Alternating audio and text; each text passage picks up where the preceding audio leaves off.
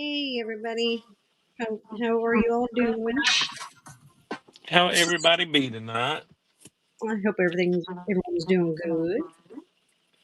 Ugh, I tell you, some of the shit. God dang, some people just need to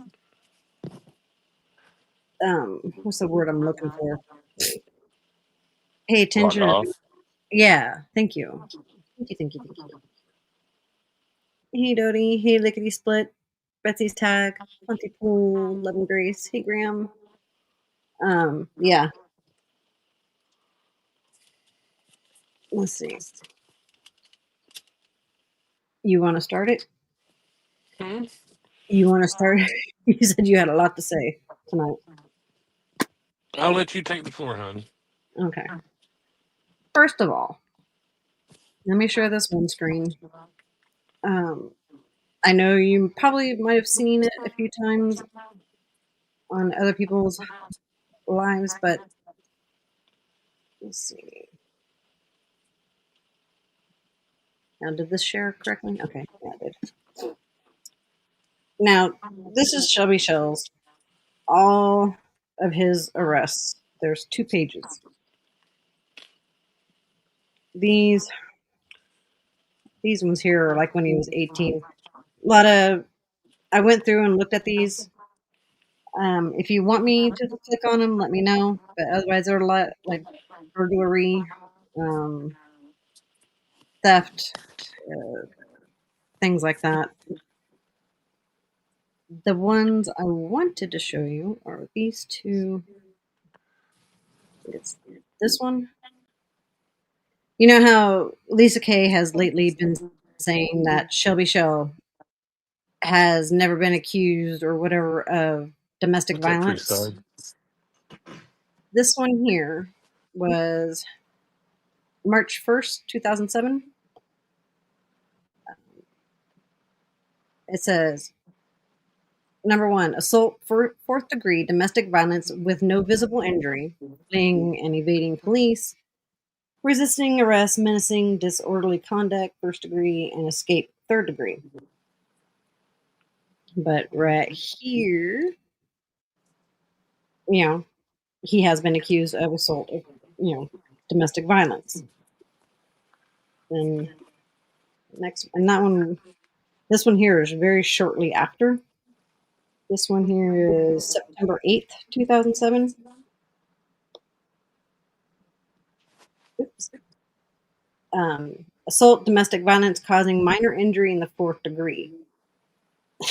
Fleeing, evading a police, escape third degree, resisting arrest, disorderly conduct, menacing, persistent felony offender. I mean, that's pretty obvious. I mean, when you look at all of these arrests, I mean, Jesus. It goes back all the way Yeah, to he's definitely a career criminal. yeah. That's for sure. It goes back to 2001. Right. I mean, he's not a good And guy. and, and do realize 2001 to 2013, and he spent time in prison in that span too. But that's what we're talking about because he's not been out. He's been locked up since 2013, since ever or whenever they arrested him for the murder. Yeah, that So that now he's done some things in jail, but these are just the charges in that time span. yeah, here's when he was arrested for murder. So all of these, this is the one where he was. Whoop, where'd it go? Oh, it's not going to show on there because I have it on the screen. Go back to the other one. All these past these here, all these are all of his arrests. I mean, the guy has a rap sheet freaking longer than I am tall, I'll tell you that. And a lot of them are not good. Like, let's see. Just look at the charges around the murder, because it wasn't just complicit or No. complicity. Oops. There was a lot that he pled guilty to in that. So um, you've got a career criminal. That's all Shelby is. And Right. when law enforcement and jailers make the statements that he's dangerous, I would Oh, yeah. fucking believe them. Just saying. Right. I mean, yeah. Number one, murder, bond, 500,000. Robbery, first degree. Arson, first degree. Kidnapping an adult. Tampering with physical evidence. Burglary, first degree, and possession of handgun by convicted felon. Yep. Um, that was when he was first arrested. And And then, that was all surrounding that murder. yeah, one of Tampering these. with evidence. Well, I sent you pictures of the tampering with evidence today. Oh, yes. Let me show I don't that. know if you can pull those up or not, but you Yeah. should, Let me pull those up here real quick. because that's a perfect example of one of those charges. And what you're going to see is his attempt to destroy any trace of him being in that house,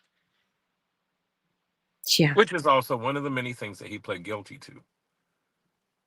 Remember that. Yeah. This is the inside of King's residence. Yep, that's the couch that he set on fire, Mm-hmm. trying to set the house on fire. So, and he also, um, Which here burned down to the basement. right, but there was no airflow, so that's the only place it burned. Yeah. So he failed at his arson attempt Yeah. to destroy the evidence of what he did to Ronnie. Yeah. And I mean, and what he did to Ronnie was absolutely horrific. Yep, sure was. Horrific, horrific. I've The heard people picture who of Ronnie that I saw, yeah. I don't ever want to see it again. I can still detail for detail what was in that picture. But that shit, man, like if you can see those pictures and still think that Shelby's innocent, I think you're a little bit crazy. Mm-hmm. Actually, a whole lot crazy. I mean, He admitted to it multiple fucking times. Multiple times. Not just to Ernie and Jimbo. He was telling people around town. yeah. And of course, he goes and pleads guilty to it. But now he's innocent, right? He didn't Mm-hmm. kill nobody. Yeah, He's innocent, such right? a good guy. The same good guy that had a shank inside, what was it, his toilet is where they found it? Yeah, they found it. Filed down hairbrush or toothbrush or something. Yeah, we'll go over that too. Hmm. Let's Yeah, see. 'Cause- what's he need that? And see, I heard somebody say the other day that every prisoner has a shank. I'd like to see the fucking proof of that. right. I I'm sorry. personally know people that's been locked up, didn't carry a shank, didn't have a shank. Right. Give me 1 second. My cat's trying to eat through his the cat food bag to let me know that he's Oh, hungry. Give me 1 second. got it. But yeah, if you think this guy in this picture right here, the one that has admitted so many times that he did do this, he even told people in jail when he was locked up. Like, what else do you need? Do you need to suffer yourself by his hands? Is that what needs to happen? Because I guarantee you, if you believe all the stuff I've heard, and I've heard a lot of people say a lot of things, you deserve what Shelby gives you. Yeah, he's a scary dude. I mean, Ernie had Tabitha, his ex-wife, on panel, Hmm. and she told you a lot of the things that he. I mean, shoot, he shot at her, missed her, and hit the wall. I mean, I guess what the bullet grazed her cheek and hit the wall right behind her. I mean, come on, the man is no freaking saint. Yeah, I was going to say he does have a history of that DV. Yeah. Absolutely does. And like it was even said that the whole thing for the makeup, Jimbo meeting up with him, is because he beat the shit out of his woman, Mm-hmm. and she had to cover it up. That's exactly why. Like you can sit there and think that you know everything and be all confident in this silly conspiracy theory that you've got concocted in your head. But everybody sees it, and anybody that supports it, you deserve what Shelby gives you too. Right. But here in this article right here, it says Shell takes 20-year plea deal in killing a former Everett's mayor.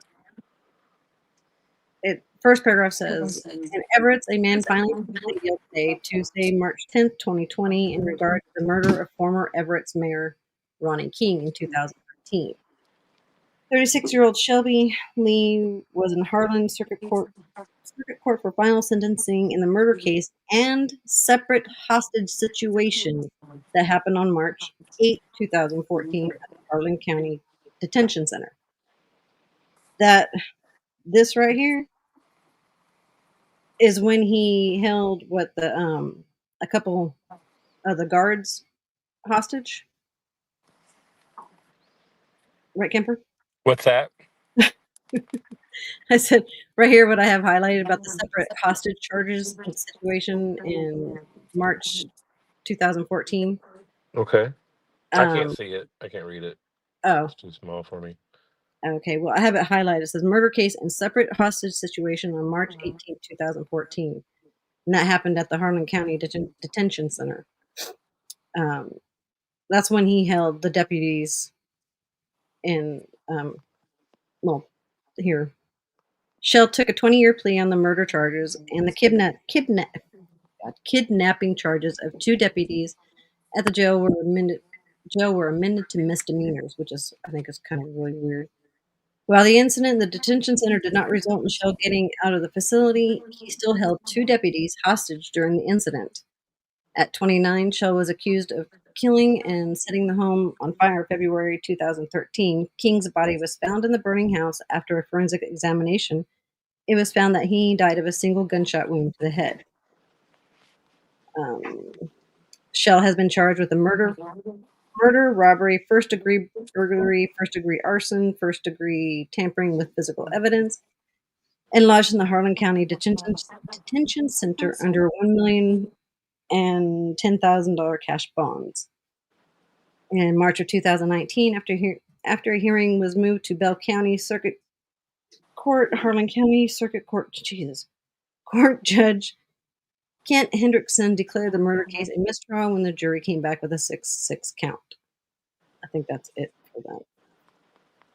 But yeah, he definitely did have a hostage situation while he was in the jail. He held two deputies hostage, and so all this shit that he's never done anything while he's been in jail, or he's been like the perfect model prisoner. Yeah, Right. give me a break. Yeah. He is anything but a model prisoner. Let's see. I'm hoping they fix this thing to where all this shit will share. Like Yeah, I it's noticed they're doing some updates to the StreamYard. Yeah. Well, before every time I tried to share a screen and then I tried to play it, you guys didn't hear the sound. So hopefully, let's see. Okay, that one popped up. Okay, here is Lisa's live where she had Shelby called in, and I found it kind of interesting in this call that he tells Lisa that he's of course every prisoner in prison always say they're innocent. I don't know one single person in there that would come right out and say that they're guilty of damn near anything. Right. I don't think I've ever heard that. But yeah. Let me see. I think we have part of this. Let me know if you can hear it. Okay. You don't want me to get out and repeat the same thing, you know what I'm saying, and come back to prison and stuff, breaking the law and stuff like that. So she's just trying to save him, and I don't blame her, you know what I'm saying? I really don't. The past is the past. I'll leave it in the past. I look forward to the future. It's like, what's the opposite of failure? It's success. So failure is stepping stones to success. In life. If you ain't failing, you ain't learning. You know what I'm saying? And for real, like Johnny Lee Napier, Ernie said, I done something, or Johnny Pace, what if I worked for him and stuff, and all they have to do is call their wife and stuff, you know what I'm saying? Because I think dude's passed away. I've never robbed him, never done nothing like that. Ronnie King, I got nothing bad to say about him. He give people places to stay and stuff, He has nothing bad to say about Ronnie King. Why would he have something bad to say? I know, right? Like, that don't make any sense. Interesting. I don't know. He's a good man, you know. He's a good But my case, you know, I was going along with jokes, you know what I'm saying? It's everything's there, you know. I mean, it don't fit how he was and what I said, you know. So, you know, they got other people's fingerprints in the safe, you know. It ain't me on camera. Can't be two places at the same time. Two other people's DNA, you know. There ain't no murder weapon or nothing like that. So, I mean, what I'm saying, everything I got caught with didn't belong. None of it belonged to him, you know. They had 15 to 20 people.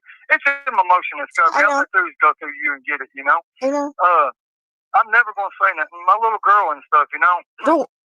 I love her and stuff. Don't talk about her. And I just now got a relationship with her. I was talking to someone else, and I said, "Is that my son?" She said, "No, that ain't your son." And I said, "Well, that ain't my son, then." You know what I'm saying? When she sent me a picture of him, and they use that like I'm disowning my son. I'm never gonna disown my son. I love my son. You know, I want to be a part of his life. You know, I want to go to his football games, take him hunting, fishing, be there for him. You know, go to church. You know. And with my little girl too, you know what I'm saying? I want them to know each other, you know. You know, he says he wants to do all these things with his children, you know, but never mind. I'm not even going to say it. Never mind. Don't talk about her. Don't talk about her. Tabitha, you know, and Jason, Russell, you know, take care of my son. I respect that. I really do, you know.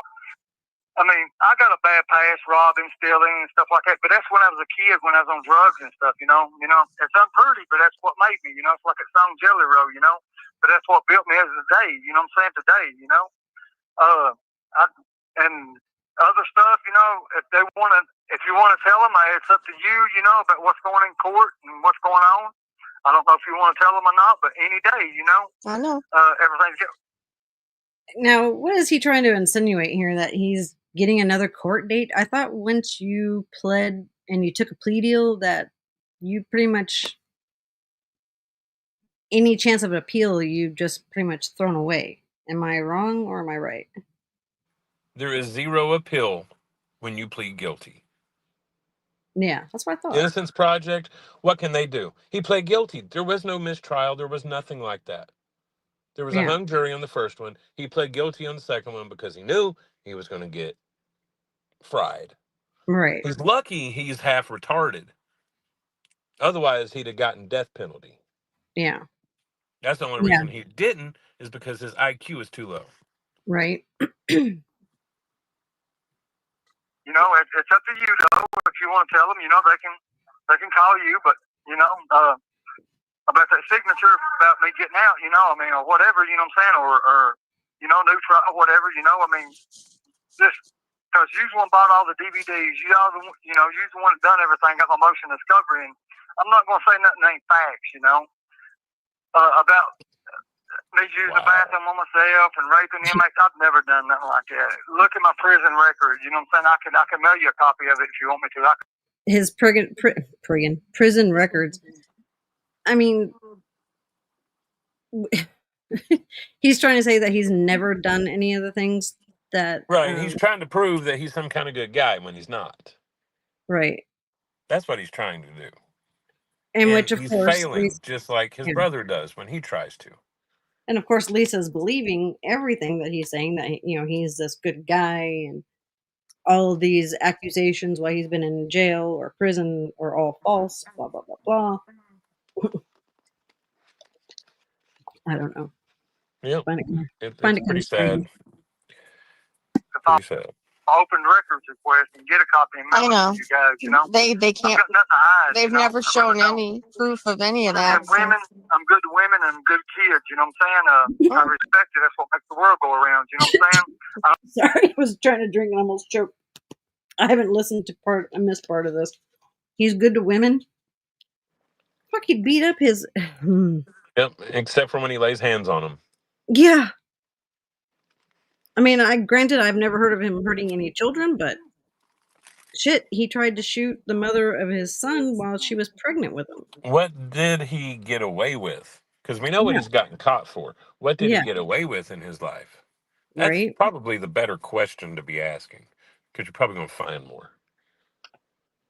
Right. I don't know about being a serial killer, but yes, he is a violent person. Very violent. Anybody with 2 brain cells can look at that whole criminal record and be like, damn, that dude's fucked up. And yes, he is institutionalized. That's why he went back like 3.5, 4 months after he got out of the pen. Literally, that's when he got arrested. Right. Wasn't even 6 months out, and this motherfucker was going back. Sorry, everyone. I'm not in StreamYard, so if you guys have any questions, I can't see it because I'm not in StreamYard. Yeah, and as usual, I can't see the chat, so I'll try to bounce back and forth, I but have to go over into YouTube to see anything. yeah.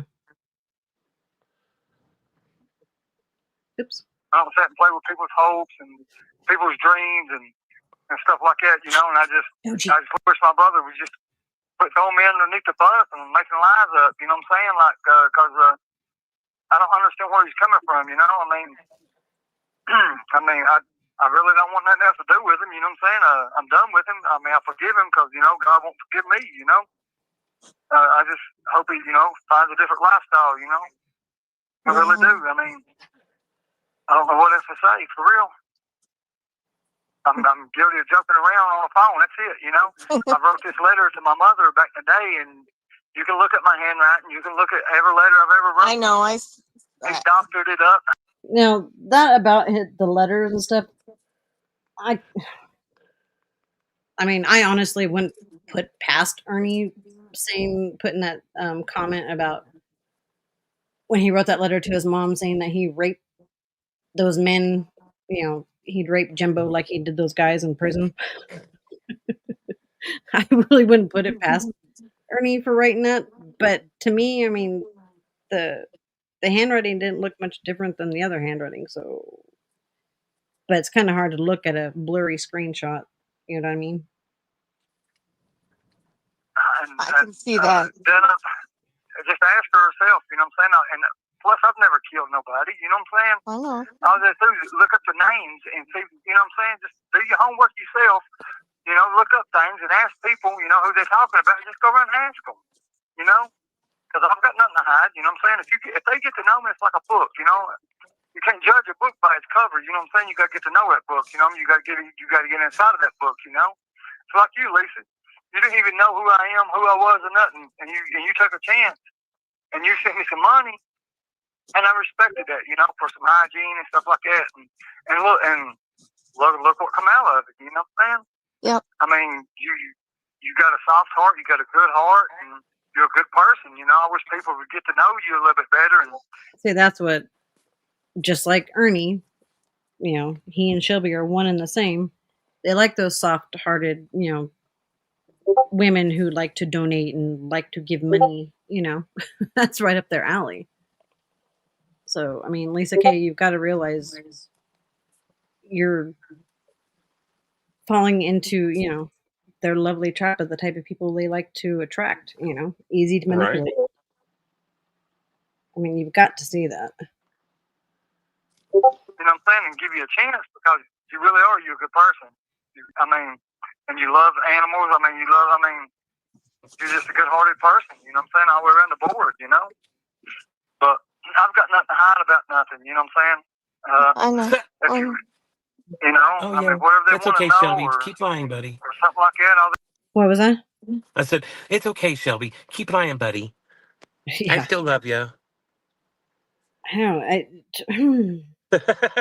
You see how, like, honestly, this sounds about as bad as Way did on Tooth's panel today. This is how insane this is. Right. I'm just saying. If you didn't see that, I didn't see that one. I missed that. Yeah, that dude Ray. Oh God, Ray. Yeah, he's another. Yeah, that's who I was talking about. Way. Yeah, he. This is what it reminds me of. The same silliness, man. Peepers, the Peepers. Yeah, Oh, he's shit. another strange one. God dang, you talk about delusions of grandeur. For fuck's sake. Oh yeah. He could be a whole nother story. Jesus. But he's going to be running for city council next election. Oh, Jesus. Well, shit, he'd have a better chance of getting on city council than Ernie would of getting elected governor. I think they have about the same chance, to be honest with you. Right. Because honestly, I don't see Shelby getting out. No. I just don't. Well, I mean, I think he's going to cross somebody or something's going to happen. He's either going to catch more time or catch the eternal sleep or whatever. And like it happens. But yeah, I just don't see him getting out. Therefore, he would never run for city council. On the same fact that Ernie will never even get on the ballot for governor. shoot. I mean, if he hasn't already started campaigning for his governor run, he'll never get there. But this will show you the delusions that the Shell boys deal with. Mm-hmm. Oh my God, yeah. And in their minds, they're all good. Ain't nothing wrong with them. Right? Like that's how they present themselves. But if you look, it's totally the opposite. Right. I'm not over here simping for Ernie at all. No. But I am going to talk exactly what I know about Shelby. And Shelby is an evil motherfucker. Yeah. I mean, there's no way around it. He's not rehabbed. He's institutionalized. Yeah. Even if he did get out, he'd be right back in again. So, Ernie, he's not institutionalized, but he's not going to be rehabbed. Ernie is who Ernie is. He will always be who we've brought out and exposed. Mm-hmm. Just going to be that way. These boys will not change. These boys were demon seeds. Mm-hmm. Could be one of the reasons why Ernie was disowned. You know? Like, if you got some bad kids, some parents are like, you know what? I'm done with you. Yeah, there's no saving these two. I mean, it is what it is. They're both pathological liars, and we're gonna go over after a little bit from this. I wish I could remember exactly where it was. If it was in the first phone call or when he called back that he said he didn't kill anybody. But I think it's in this one here. I think it's coming up. Let's see. Oops. But I'm doing good. I'm in all kinds of programs and stuff. I'm getting 8 more years back, and probably, I don't know. I mean, if I don't, good or bad, I'm still any day. You know what I'm saying? Yeah. Once you're explain that to them if they want to know about me getting out or not. I don't know if it. But I'm never going to disown none of my kids. I love all my kids. I really do. And Tabitha, you talk about them every day. I love her and stuff. As a friend and stuff. I think. That's cute. A murderer. A murderer has friends. Right. That's so beautiful. He's still a murderer. Yeah. That will never change. Mm-mm. Can't take that away.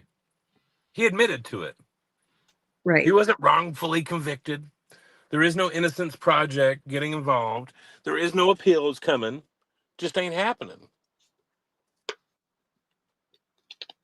Excuse me. I think it's the second call that I'm looking for. Let me try skip it. That shit's funny though, man. I know. I really do. I always ordered stuff, you know what I'm saying? Brilliant. Sorry, I'm trying to skip. Go to boot camp, and so he had his It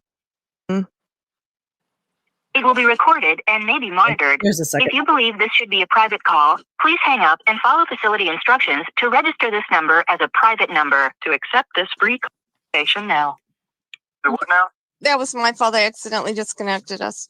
You're still live. Okay. You're still live. Oh, my bad. I'm sorry. Yeah, this is the call. They got any questions, anything? No, they're just talking about Ernie and his boot camp. He didn't have an accident and crush his chest, right? No. He was in JRPC in school, you know what I'm saying? That's what that was. Then all they have to do is talk to Bobby Jones. Ernie said he was just an RTC in school. Oh, shit. I'm not even laughing at that. I'm laughing at her trying to bash Ernie while hugging his nuts. Right. Like, I don't get that one. I mean, I understand the bashing Ernie, but not doing that. Hell no. Nope. Just saying. Right. Asked him out his bonus or something. So I think I think he got a drug test. I ain't for sure. I'm not gonna say it because they got to talk to Bobby Jones in Harlan. You know what I'm saying? He was a recruiter. You know. Right. Somebody wants to know if Ernie has always been a liar. Always. Sure, ask the liar if Ernie's been a liar. Okay. Right. I mean, why does anybody anymore at this point have to ask if Ernie is a liar? He has been proven over and over and over again. Like, I don't need Shelby Shell to tell me shit about Ernie. I really don't. I've never had really any interest in talking to him. He's evil. He's a piece of shit. Yes, he is a living being, but he's an evil living being. Yeah, in my He's opinion. playing a con game on anybody that will let him, just like his brother. This is what they do. They manipulate people. They're both. No matter if they're 3 points away from being retarded, they're still narcissists. Right. Like, there's no way around it. And anybody getting sucked into it, man, that's bad news for you. Right. I ain't going to try to stop you, but I'm telling you, you might want to look at the situation and chill the fuck out. That's not good. I don't care if you're talking to Ernie or Shelby. I'm talking about both. Yeah, both of them. Both of them. Yep. Yeah, both. God dang. Yes and no, but he's always told kids, stretched it a little bit, but yeah, it's got worse. It really has, Worse. I ain't heard that. What? I haven't heard that word used in a minute. It's an Appalachian term. Worser? It's not worse. It's worser. Worser? God. Gotcha. Kind of like the creek and creek. Sorry, go ahead. It's like creek and creek, and went down to the we creek. say creek in a roof. See, I say creek, and but yeah, I ain't heard worser in a minute. That's a good one, Shelby. Yeah, see, I grew up in the mountains. I've heard worser, but that was all the country folk that would talk like that and call everything a creek. And that was the Bill Hillies, man. Yeah. Good Lord. He's always has, you know what I'm saying? Because he's never won the tough man contest in Rough and Rowdy Brawl. Yeah, we know that. Hazard won that. My mother fit in it. He cut W.O. off the trophy and it made men's division. But he's always, I don't know, he's just been around the wrong people, you know what I'm saying? And it took a toll on him. But I love my brother, you know what I'm saying? I know. I got a lot of people trolling in here. Let's see. Just a minute. Oh, I don't think Jimbo's in here. Did Ernie get an enlistment bonus? Ernie, what now? Did Ernie get an enlistment bonus? I got a question. Has anybody else seen this about her live earlier today?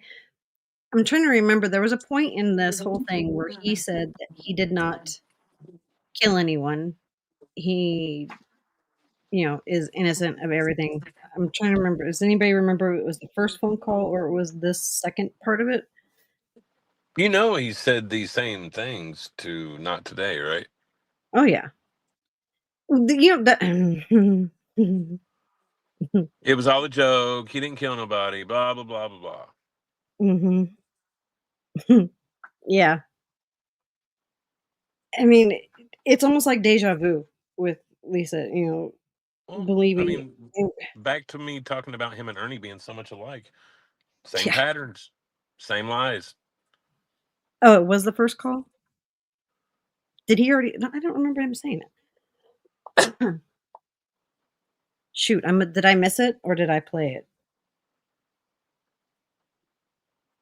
Anybody? I didn't hear it, so I don't know. I know my phone's been breaking up, but oh, it was played. Okay. Well, damn it! What the hell was I doing? I completely missed it. you over there tripping, ain't you? God You damn over there it! nibbling on cat food with your cat. I know what's Oh going on. Jesus! Stupid cats! I got them both locked up here in the bedroom with me. Thanks to my son, he shoved them both in here. Right. And they're doing their usual shit by attacking each other and running amok. Well, it is nighttime, and cats are nocturnal. Yeah. That's what they do. But my whole point for playing this, in which I completely missed it, was basically to where Shelby says that, he didn't kill nobody. He's innocent. Da da da da da. Blah blah bullshit. And then I know a few people have seen this one. Oops. Did it share? Let's see. Where's my other display thing? This is good footage right here. Yeah, this here is very, very, very telling of what Shelby Shell is like. I mean, this is his life, and this is just jail. Excuse me, February 6th of 2014. Now, I know Lisa is trying to say that Shelby's never done any of these things, and, he never raped anybody, never held anybody hostage and all that stuff, but we just showed in this Sworn that, testimony. yes. Well, we're about to show sworn testimony. Yeah, that's sworn but not only that, but here in the 20-year plea deal he took, with the murder case and separate hostage situation charges all in one. Right. So That's what I was talking about before. I think it was last night in our Discord about how part of his plea agreement had to do with the hostage situation that he had. Yeah. So that was included in that whole thing with him pleading guilty. Oops, you're breaking up again. It was all part of it. Okay. Let me know if you can hear this. I'm hoping they fix this, so we'll see. This is Commonwealth of Kentucky versus Shelby Shell. Can you hear it? Kemper? Or anybody? Can you tell me if you can hear this?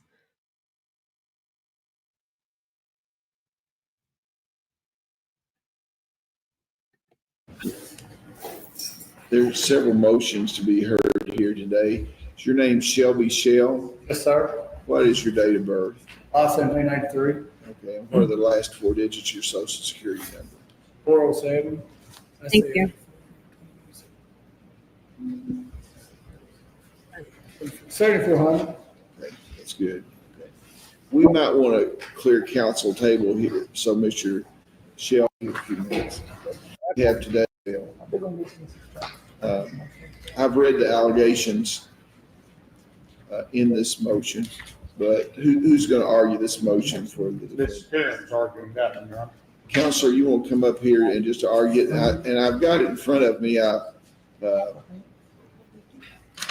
would think that primarily the first argument has to do with imposing conditions of confinement as for punishment. Do you have any witnesses you'd like to call today? Actually, Your Honor, we had thought that we would just ask for a hearing with that motion. Some things I think at the jail have actually been corrected since we filed the motion, which of course was our main goal in filing it. For example, the mattress, he used to only get from 8 to 4:30. In the last two visits, they've changed that now. What are He acted up so bad in jail that they took his mattress away from him? Jesus. Yeah. I mean, that's got to tell you something right there. Well, some people don't get it. Right? God dang. Unresolved issues at the Harlan County Jail that you have? Unresolved is he's still in isolation. And Well, there was an issue as far as contraband. Isn't that correct? Correct. Yeah. That's scheduled for trial for March 4th. Yeah.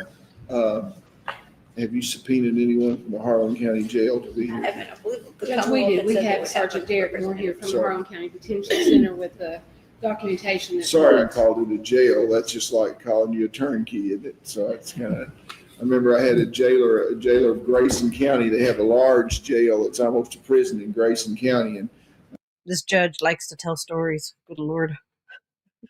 my friend Oops.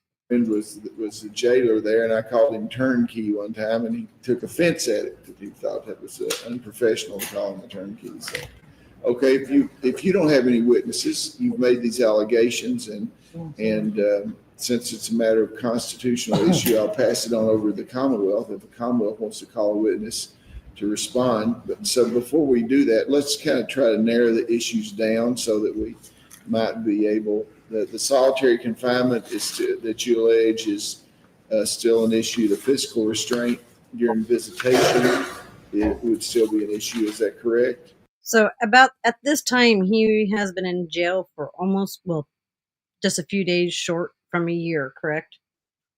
Right. Because he was arrested in February, whatever it was, 2013. Right. Yeah. So this wasn't a full year, but it was close. Yeah.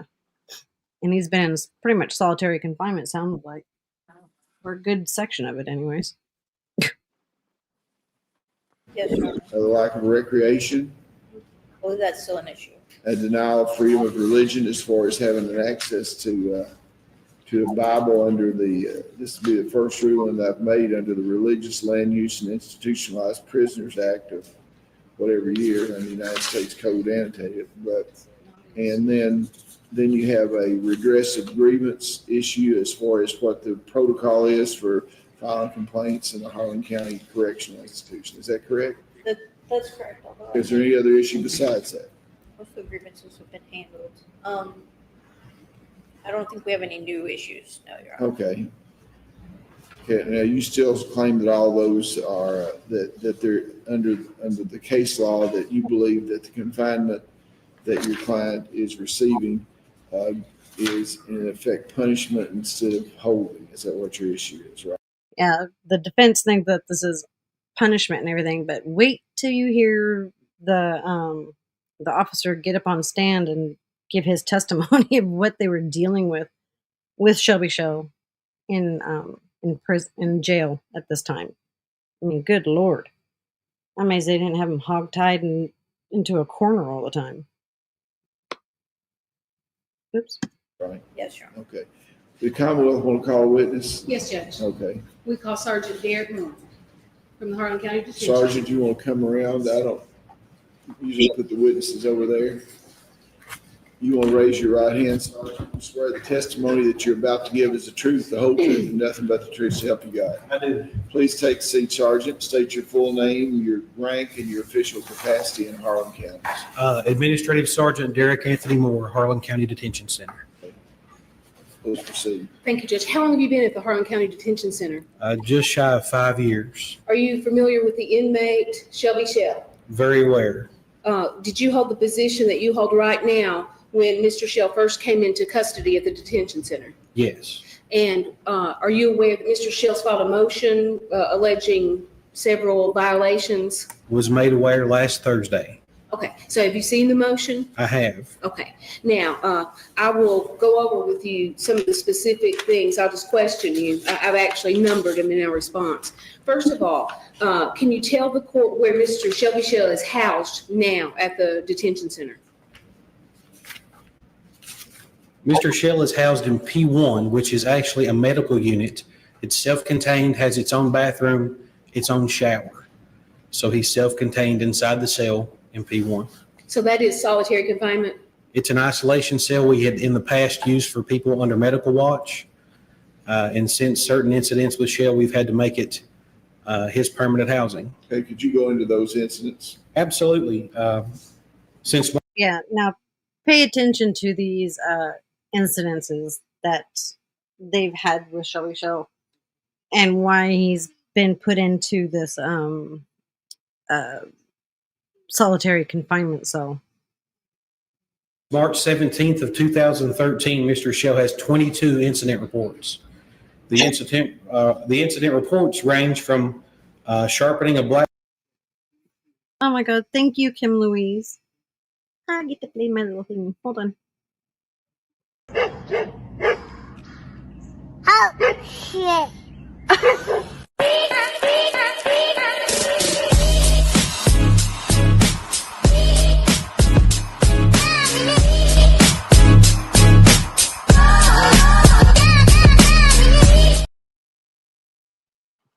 Hey, Kim Thank you Louise. so much, Good to Kim see you, Louise. hon. Thank you. I so greatly appreciate that. Thank you. Oops, now I gotta get back to the other screen. Hold on. I forgot I can't play it from there. Well, let me ask you something. How many incidents did he say he had up within a month? Let's see. Didn't he say by March something of 2013 or 2013 that he had so many incidents? Yeah, he did. Or did I misunderstand that? No, you heard right. Before I throw out a number, I might be wrong. Let me go back. Its own shower. So he's self-contained inside the cell in P1. So that is solitary confinement? It's an isolation cell we had in the past used for people under medical watch. And since certain incidents with Shell, we've had to make it his permanent housing. Okay, could you go into those incidents? Absolutely. Since March 17th of 2013, Mr. Shell has 22 incident reports. That's what I thought. I was going to say 22. Okay, so since March up Yeah. until this point. Okay. Still, that's a lot. I was just like, damn, if that was in a month, jeez. Like he's working overtime. Right? Yeah, no, that was since March. I thought he said 22, but I wasn't quite for sure. Well, the list of what he goes through. Oh my God. That's crazy. The incident reports range from sharpening a black piece of comb. The inmates in the cell told us he was trying to plan an escape, which led to him faking an injury, hurting himself, in actuality, getting to go to the hospital, picking his handcuffs. 2 months later, he has an eye wound over his head. We treat him there in the facility. Less than 6 hours later, he hurts himself again in the same area. We have to take him to the hospital for stitches. Yeah, he tries to injure himself the first time so he can go to the hospital. Right, to try to escape. Yeah, which apparently didn't work. So then he really injures himself even worse. Good God. Well, he knows the rules that they have to have for certain things. They have to take him out, and that's what he was trying to do.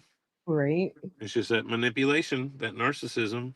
Actually, no, it's not even narcissism. And these motherfuckers are sociopaths. Yeah. Inbred sociopaths. Right.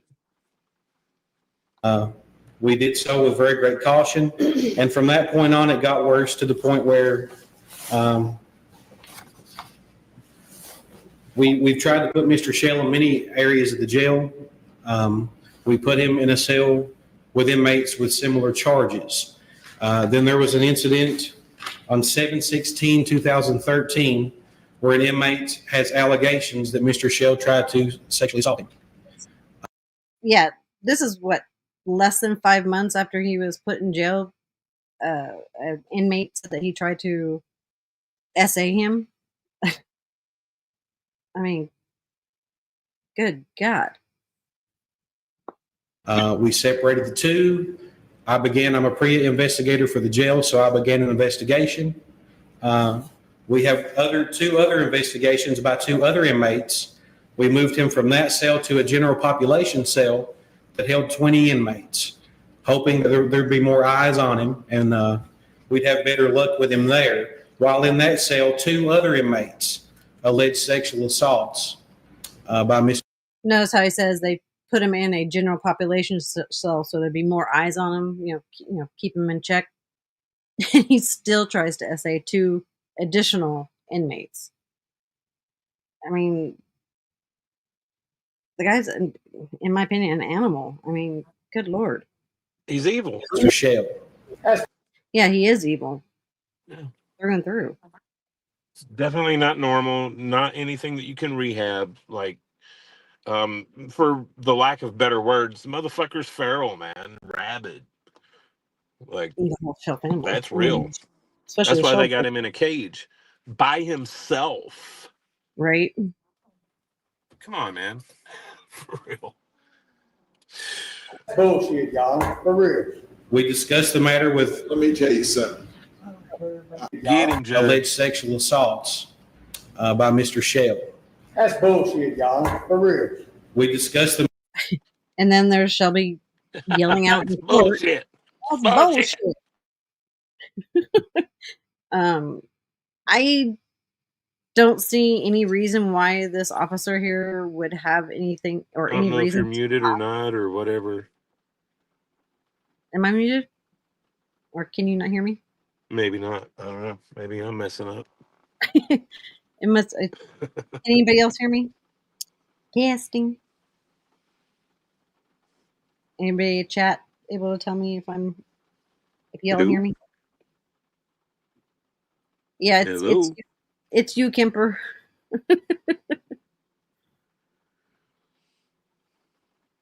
Let's see. Let me try to message him real quick.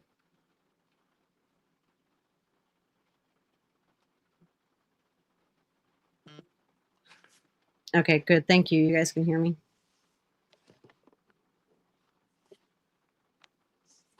We'll continue to play this. I think Kemper probably had to back out and come back in. But yeah, I mean, this is crazy. matter with. Let me tell you something. You better care. I don't. Okay, well, the hearing's over then. You're held in contempt of court. Take out of here. I'm finding that there's reason to confine this gentleman. Now, you go back there and compose yourself if you want any other motions heard in this case. I don't know you, man. Oh, I saw the question about the photo. In my opinion, I cannot understand why or what possessed Lisa Kay to send him a photo of someone else's child. To me, that's just kind of weird in of itself. But honestly, why would you send a picture of anyone to Shelby unless it's your own fucking picture? Right. Like, you really don't have any right sending other people's pictures to a murderer. It's sort of fucked up. It don't matter whose picture it is. It just goes to another fucking level when it's a kid. Right. Thank you. And Ernie's whole, I heard Ernie's live where he said that Mama T was the star of the pod and all that stuff, that they had copies and that they hung them up in the showers. How in the flying F is inmates going to get access to a copier, first off, to print off pictures? That's dumb. Come on, Ernie. We know you like to tell your stories, but Jesus. I mean, at least try to say something that's more believable than that bullshit. But what's that saying? If I had a brother like that, I'd make certain I live a responsible, contributing. God, I can't speak. Empathic life to to help save my family's legacy. Yeah, right. Ernie and Shelby have tainted the family legacy. They have, and it's sad. But even, she said that she emailed the photo to him. Ernie just likes to go on with the the Hollywood version of what jail, prisons are like. He lives with his head in the fucking clouds. So, I mean, but granted, I don't believe. Yeah, Ernie's always in fantasy land, for sure. I just don't believe it was right for her to send anybody's child's photo. I mean, what purpose of that? But see, that's the thing. I've seen Ernie take pictures with another person's child and post them everywhere. Right. Literally holding the little girl that he supposedly saved from the human trafficking ring. And he knows that's bullshit. Yeah. And I know you're listening right now, Ernie, and you know it's bullshit. But looks like you ain't got no room to talk about shit when it comes to your brother. Yeah. If I were you, I would listen to what Ted just said. That's what I would do.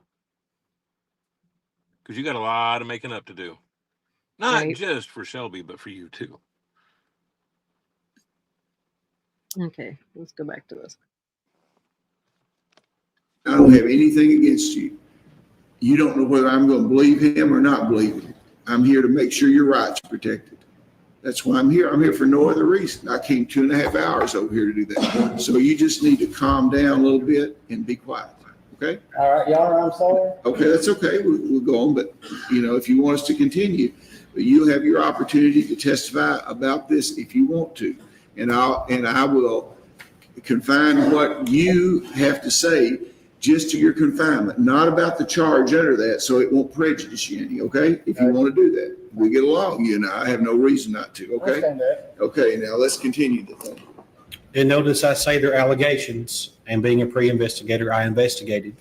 Once these came to light, we contacted Kentucky State Police to do a formal investigation. And also it happened during a general time when our state inspection happened by Kentucky Department of Corrections. So after our inspection, the jailer and I, who are doing the investigation on the sexual allegations of Shell, we sat down with Mike Coomer, Kentucky Department of Correction jail inspector. We told him there were 3 different allegations by inmates in separate cells, 2 and 1 who had no contact with one another or couldn't go back and forth to share stories. Their stories matched. We also brought to Mike Coomer's attention that inside of our rec yard, where inmates go an hour a day for the recreation, it's a concrete walls, a cage on top of a glass ceiling, that Mr. Shell had somehow scaled within 10 feet, closer to 5 feet from the top of the cage. We have theories he did so by making inmates create a ladder of bodies. He climbed up just to give his initials within 5 to 6 feet of the actual cage. We have photo evidence of that. He's like a fucking monkey, man. Jesus. When I heard that, I was like, what? God dang. Like Cool Hand Luke and eating the 50 hard-boiled eggs. I mean, climbing the top of the rec yard to get, the highest in, from the cage to put his initials. I mean, Jesus. We showed it to Mike Coomer. He said whether he's trying to escape or not, he could try to actually hurt himself or by accident cause fatal injury to himself, so it was a liability. So that is the reason we don't allow him in the. Certainly was a liability. I mean, I can understand why they never put him back in the rec yard. Right. I mean, God only knows what else he would try to attempt. Rec yard. He's too much of, as Mike Coomer told us, he's a security threat. So he told us to put him in, to create a cell if we didn't have one, where he would be self-contained. So we took a door off another cell that had a bean hole, which you feed through in and out. We took one off of another cell block and put it on the one that Shelby's in now, so that we have access through him to feed him that way, and also so we can handcuff him each time. Now, is he talking about one of those doors that have like a little slide thing? Is that what he's talking about? I thought he called it a bean hole. I have no idea what the hell that is. I can't understand his accent very well. But they had to put a different door on there so they could feed him and put cuffs on him. I'm guessing I heard that right. Time we enter the cell, our procedure now, each time we enter a cell, Mr. Shell is handcuffed behind his back. He faces a wall. 2 deputies enter the cell block. The reason for this is on. Now listen. See. 10/17/13. This is 2 months after the jail inspection. We did a general routine search of Mr. Shell's cell. We found a 3.5 foot piece of rope made out of t-shirt string. And we also found a shank that was sharpened to a very sharp point that was actually created from the tracking that she used to hold the shower curtain. It's aluminum tracking. The piece we found was 6. Yeah, right. I'll give him that. He's That's crazy. He's resourceful. That would hurt somebody too. Oh God, yeah. Oops. Inches and sharp to a very fine point, about 3 inches wide. He had taken the black silicone or putty that's used to seal up cold spots in the jail and had adhered it to one side of the shank and hid it underneath the toilet rim. So had we not reached inside the toilet, we would not have found this item. I mean, they're lucky they actually looked in. I mean, how many times would they think about looking inside of a toilet, for weapons? They're lucky that they did, actually. You got to think like a criminal to catch that shit, though.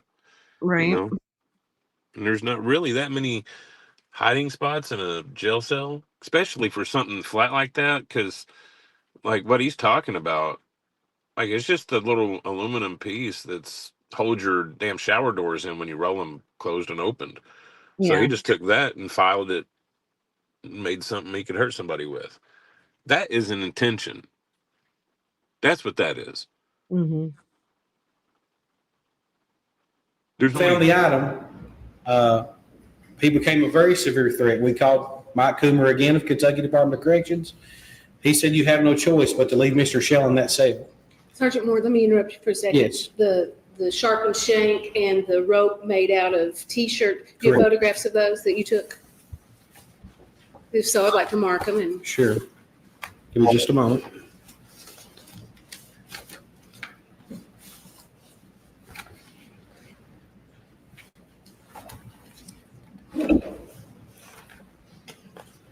I did not bring my photographs because it's a pending charge. I wasn't sure what I could present and what I couldn't. But we do have photograph evidence that we've handed over to the Commonwealth, and we can present that at any time you. And there are pending charges for those things? There are. And what's the charge? Possession of contraband, lethal contraband. Okay. Now, back to he's in isolation now. Yes. Can you tell the court how many different housing arrangements? I believe you said, was he in general population when he first came in? I can tell. See, now this is why he was put in isolation. Now, I can understand being stuck in isolation. Generally in isolation like that, don't they have the lights and everything is on 24/7 and you're by yourself 24/7?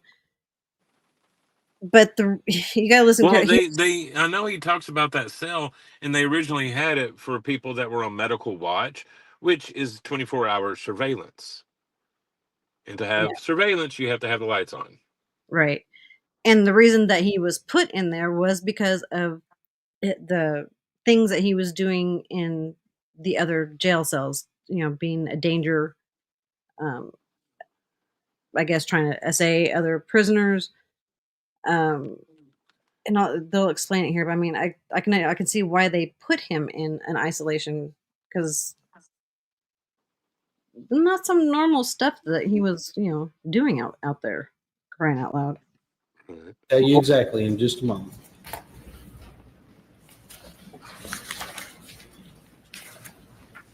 I could tell you just quickly, over 10. We've had him in over 10 different cells. Damn. Okay, so at a minimum, general population? Absolutely. Two-man cell? Two-man cell that locks at night, opens in the door where they have contact with 12 other gentlemen. Population cell with over 20. For months, we've tried everything we could until isolation was our only option. And he's been in what you call B block? B block holds over 20 inmates. Okay, and then now, isolation. Right. Okay, now as for the no outdoor recreation, do you have anything to add other than the evidence that he scaled a concrete wall 30 feet and put his initials up there? No, that's all I have. Now, one of the claims was the lights are on in his cell 24 hours a day. Is that true? Lights are on in every county jail isolation or state penitentiary isolation in the state.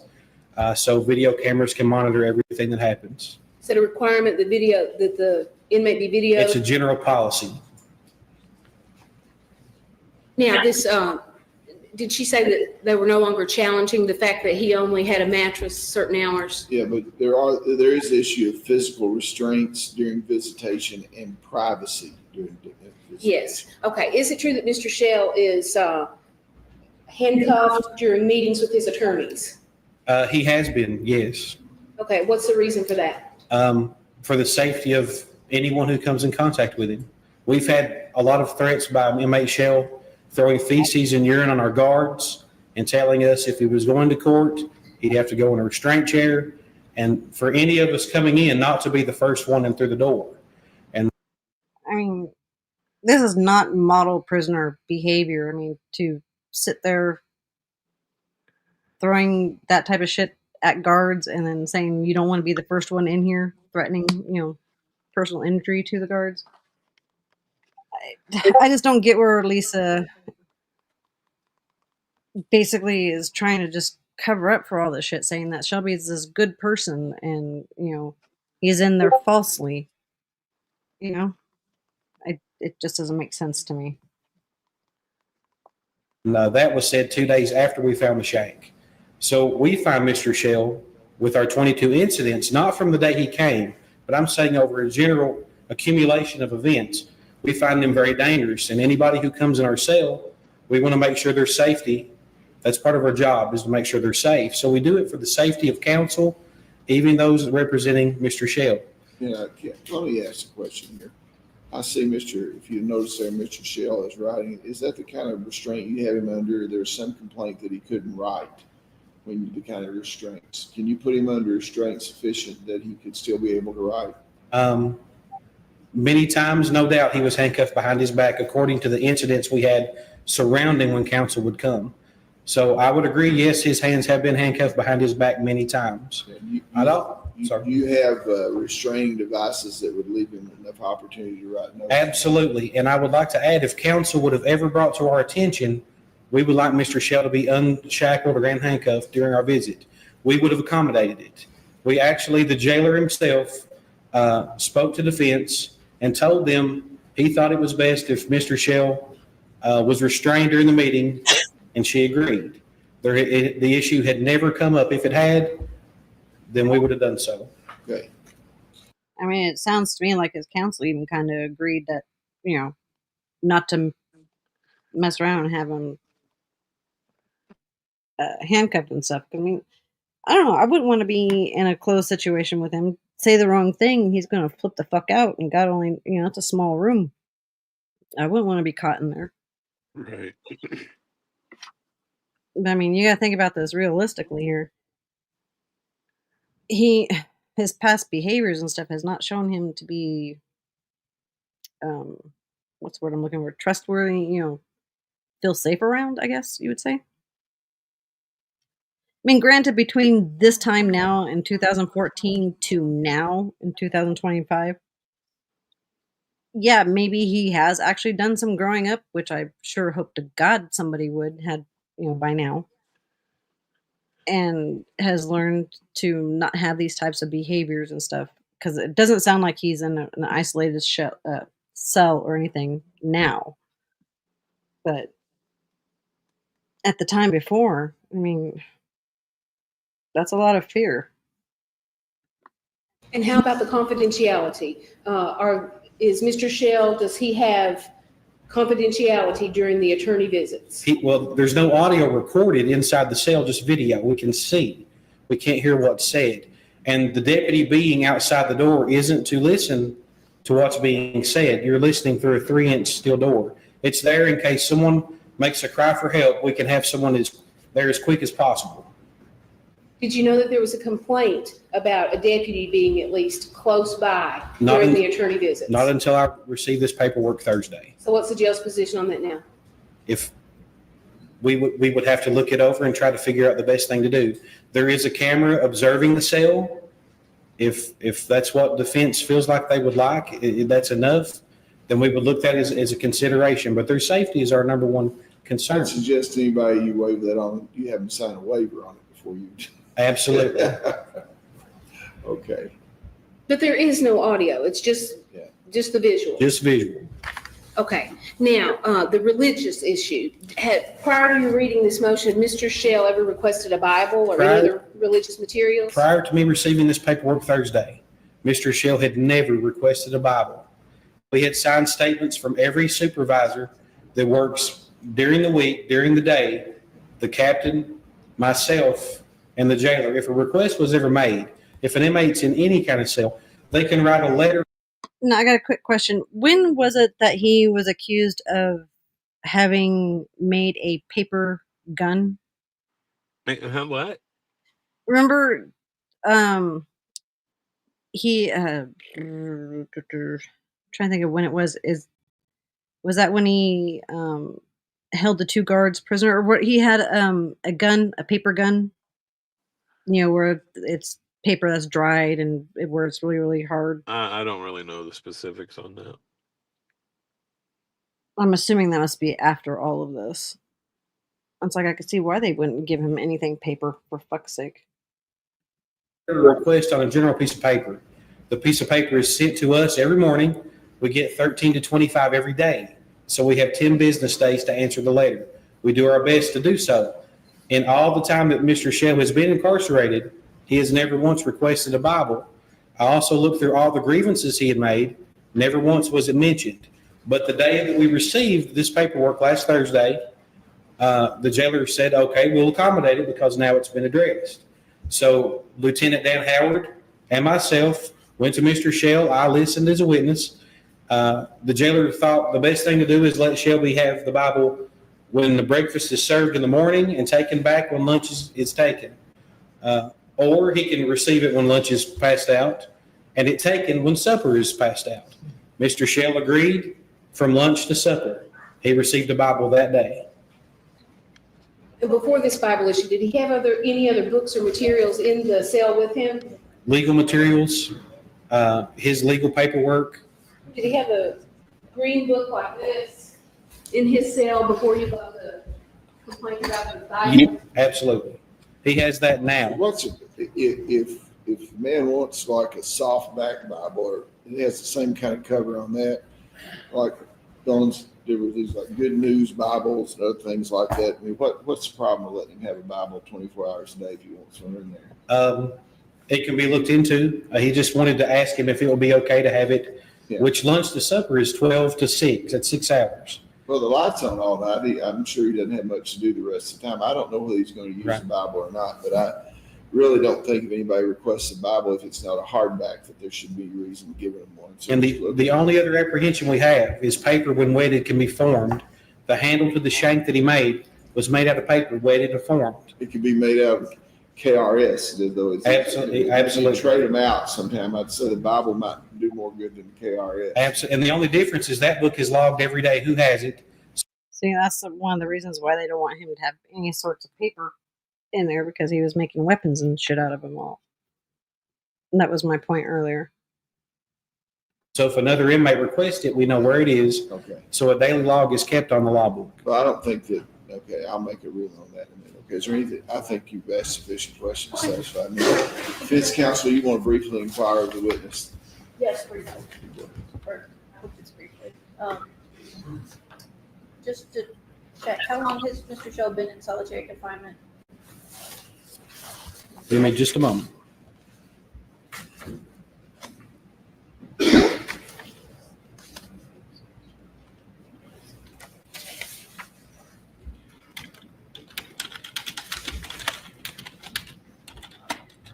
Is solitary confinement the appropriate number? No, we don't have a solitary confinement.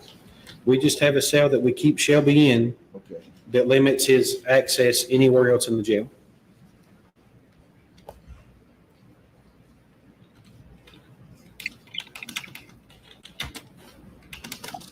Counsel, do you have anything else? I don't have that exact day in front of me. I know. I said it was close to August. Yes, it was in the month of August. I do know. You said that Jailer Stallard had spoken with one of Shelby's attorneys. Yes. Do you have the name of that attorney? I don't. No report was written on that incident.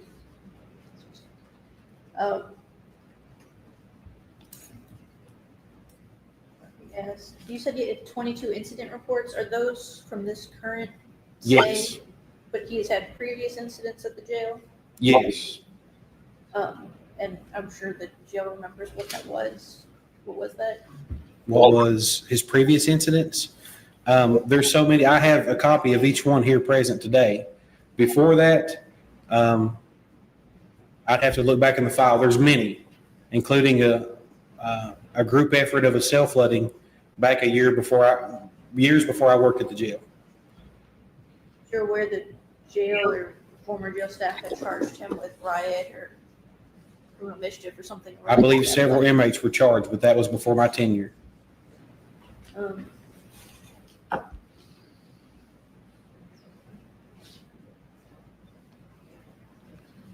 So, other than safety issues, there's no reason to deny him a Bible. That's up to the jailer. Everything falls under the jailer in a county jail. He makes the final call on 95% of all decisions. I don't think the testimony up to this point said that he's been denied a Bible. I think he was provided a Bible for a length of time. And so that's the issue, is whether it was sufficient. Fair to say that jail has provided a Bible since January 26th in response to this motion. To Mr. Shell, no. The day I received the paperwork, that's the day we asked him. We addressed it that day because that was the first time it was brought to our attention. And being a person that answers grievances, if it were brought to my attention earlier, I would have given him a Bible. So it's your statement that it was never brought to your attention before this motion? No, never. And it's your statement that there is no audio recording at the jail? No. Not inside his cell block. Not inside his cell? Right.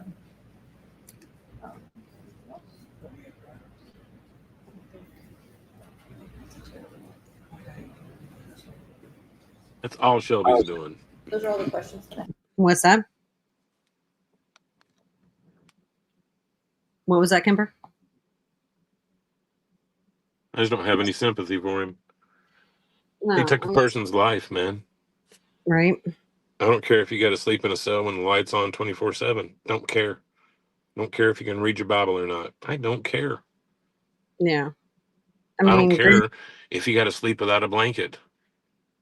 What's Ronnie King sleeping with right now? Huh, Shelby? Yeah. You piece of shit. Fuck you.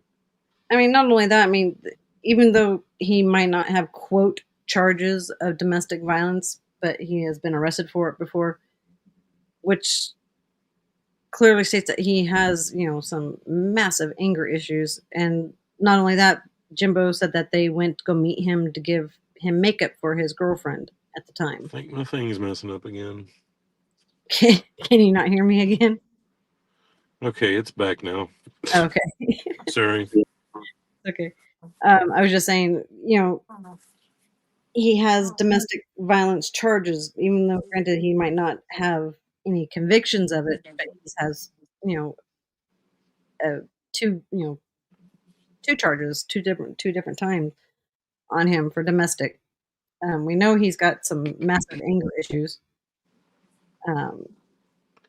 We've heard many people who can attest to that. Yeah, I'm not with his manipulating. Like I said, that's all this shit is. Yeah, in my He's opinion. trying to work the system, trying to make his situation better. After he took a person's life, set their house on fire to try to destroy the evidence, and now he's sitting waiting trial, and he's crying about having to sleep without a blanket or with the light on or whatever. Right. It's bullshit. Yeah. Like what about his Ronnie King? Exactly. What's Ronnie King sleeping with? Like you're a fucking asshole, Shelby. And to believe that this is some gentle person who does not need to be in there. Fucked up shit. You don't have any reason. Okay, I'm sure you can step down. Thank you very much.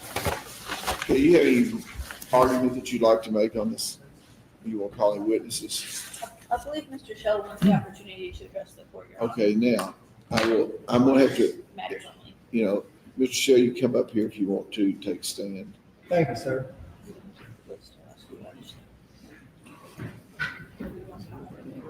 Now, quickly, this is the testimony and stuff that when they went to court and all that stuff, I guess was in 2020, that the defense was trying to suppress because they didn't want his past behaviors in jail to be brought into to be heard by the jury. Am I correct? What's that? In I'm breaking up over here. I didn't catch everything you said. Okay. And is this the testimony and everything that his defense was trying to keep out of court when he, before the jury and all that, so the jury wouldn't hear about his past behavior in jail and all that, correct? Yeah, I think so. Yeah. Yeah. Because But I just want to say, Mags, I agree with you, and I've said it from the time Ernie started running his mouth about it, that Ernie needed to shut up about his brother and his sins. oh God, And the yeah. fact that he kept talking about it is the exact reason I told him, I think you set your brother up, or at least involved, and the Right. motherfucker triggers out. And then a few months later, we bring out these trial DVDs because Ernie had a lot of bullshit stories, and we debunked all his lies with it. So Ernie needs to sit down. Ernie needs to stop exploiting his entire family. He's been doing it to his mom, his brother, his sisters. He don't care. Yeah, But he Ernie doesn't. does. Yeah, I agree. Ernie needs to go somewhere. Yeah, Ernie needs to stop exploiting his brother and exactly his family. Well, his mom's sick, and he puts her fucking rants on YouTube. He gives it to me and Benny.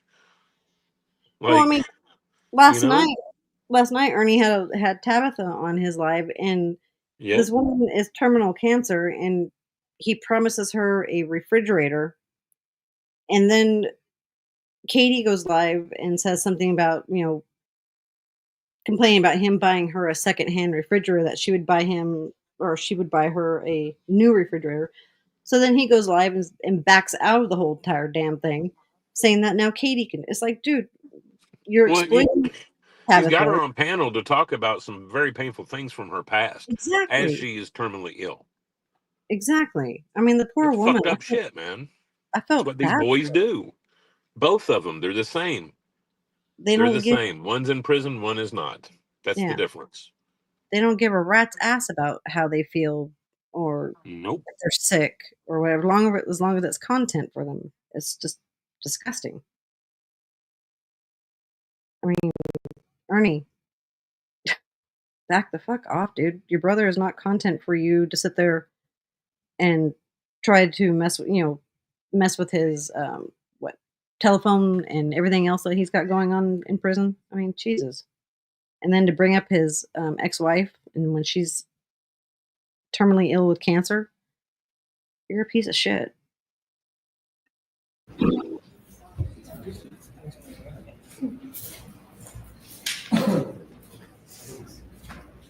Best you can, Michelle, you raise your right hand.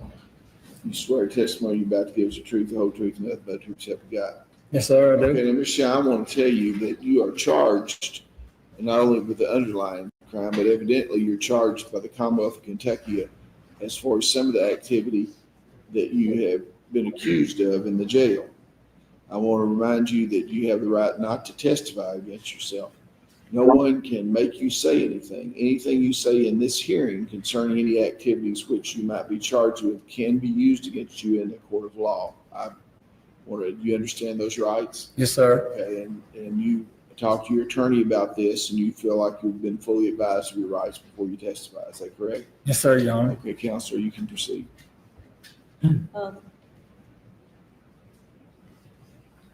about 10 items we're just going to briefly ask Mr. Shelby Shell about. How many cells have you been moved into or out of? Say 4. And they can question every guard in the cell now, every one of them that works there. They're all locked down cells besides one, that's B cell. And you're currently in a lockdown cell 24 hours a day, 7 days a week. Yes, ma'am. And the lights are on 24 hours a day, 7 days a week. Yes, ma'am. And you are charged with promoting contraband. Yes, ma'am. We have a trial date March 4th. Right, I try to get them to pull the camera and stuff on that, because there ain't no place in the cell to sharpen it, you know what I'm saying? There ain't no rough spot in the cell, period. When you're in the shower, can the video camera see you in the shower? Yes, ma'am. I had my lawyers verify that too. and you're afraid that female staff can see you showering. They can. The buttons on your intercom don't work. I wrote grievances on my buttons, on my Bible, and we got the grievances, and because they said they weren't no grievances, they was, and we got it. I made a copy of it, and they wrote it and sent it back to me and said it was non-agreeable, and I give it to my lawyers and stuff. And I also wrote a grievance about the showers and stuff, about me sweeping, cleaning my room because it ain't been swept or cleaned since I've been in there. Also, when it first happened and stuff, they wouldn't let me do nothing, wouldn't give me no soap. I ain't got no toilet paper. When they do give me toilet paper, they give me 18 inches at a time. They give me 2 wipes and that's it.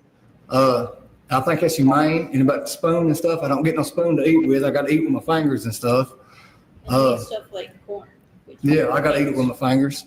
They don't give you a spoon and take it back. They just plain don't give you. Right, they don't give me one period. And when they do give me a Bible, they take it back from me. But why don't they take everybody else's Bible? You know what I'm saying? Everybody else has got a Bible, but I'm not. And they in solitary. Because probably not a lot of other inmates are making weapons out of, the Bible or any other books that they get. I mean, at least that's what I think anyways. That's my opinion. Well, he's sitting there raising hell about that. And like I said, he's manipulating. Yeah. The only reason he's doing that is try to work the system, try to play it in his favor, try to get his ass out of trouble a little bit. That's all that is. Yeah. So, I mean, first of all, how often does he talk about God? You know what I mean? Right. Like, he's not religious. He's never shown to be that. His criminal history says otherwise. Right. But now it's such a horrible thing because he can't have the Bible in there. I ain't denying the man being able to read the Bible, but this right here is not good intention. Right. If it was truly about his faith, he wouldn't be in here. Right. He knows Betsy Tag says he is the reason why he has restrictions. I mean, his behavior is exactly why he has this. You also you don't get any recreation, correct? Right. You have filed multiple grievances. Right. Are you allowed any rope or string to keep your discovery together? At first, they wouldn't let me have my motion discovery. They wouldn't let me have none of my legal work or nothing like that. They just recently let me have my legal work for so many hours a day, and I got to turn it back in and stuff. So, that's good, you know what I'm saying? But because it was in the highway and stuff, and people was going through it, you know what I'm saying? It takes a share and stuff. So I told Dan about it. People going through my legal work and stuff, and he made them quit sharing there and stuff and put it on the other side of the door now. So that's better, And my lawyer and client confidentiality, I don't never get none of that. I'm always in a cell talking to them, and people's always asking me about my case and stuff over here in it. And there's people in the highway works in the laundry and stuff, and the nurse's station, and there's women's cells next door. They left the beanhole thing wide open and a couple guards there, in the house. So there ain't no confidentiality, and I'm on a death penalty case, But there have been cases where, for example, the investigator has asked to speak to you without handcuffs. Right. And they took the handcuffs off, but still had jail staff in the room. Right. And do you trade your mat for your discovery? Is that how you get that? Yeah. So when you're done sleeping, you hand over your mat. My mat and my blanket. But now he's started giving me a blanket because there ain't no heat in the cell. He let me, because there ain't no heat, period, where I'm at. It's tore up, so he let me start keeping a blanket.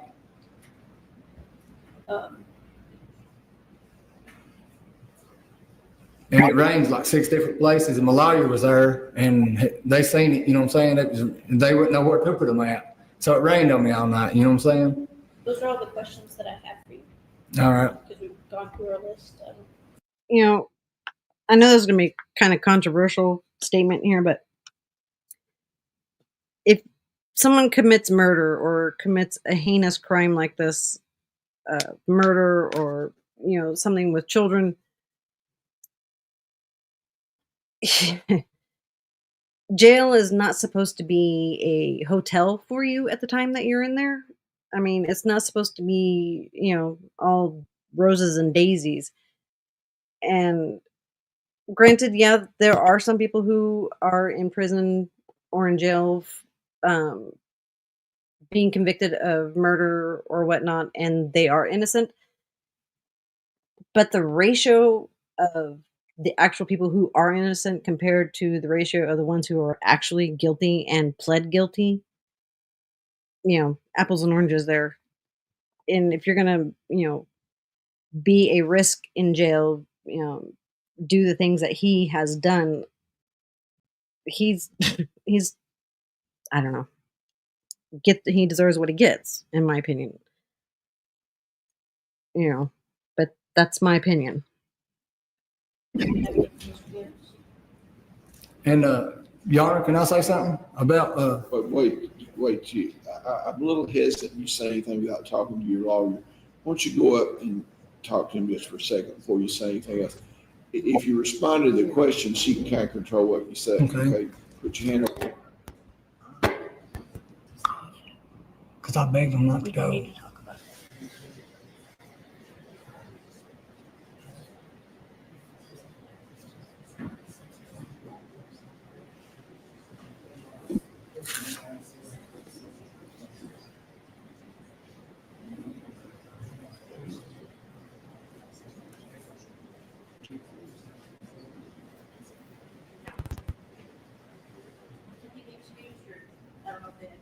No, I don't think they have any questions. You can take your seat back.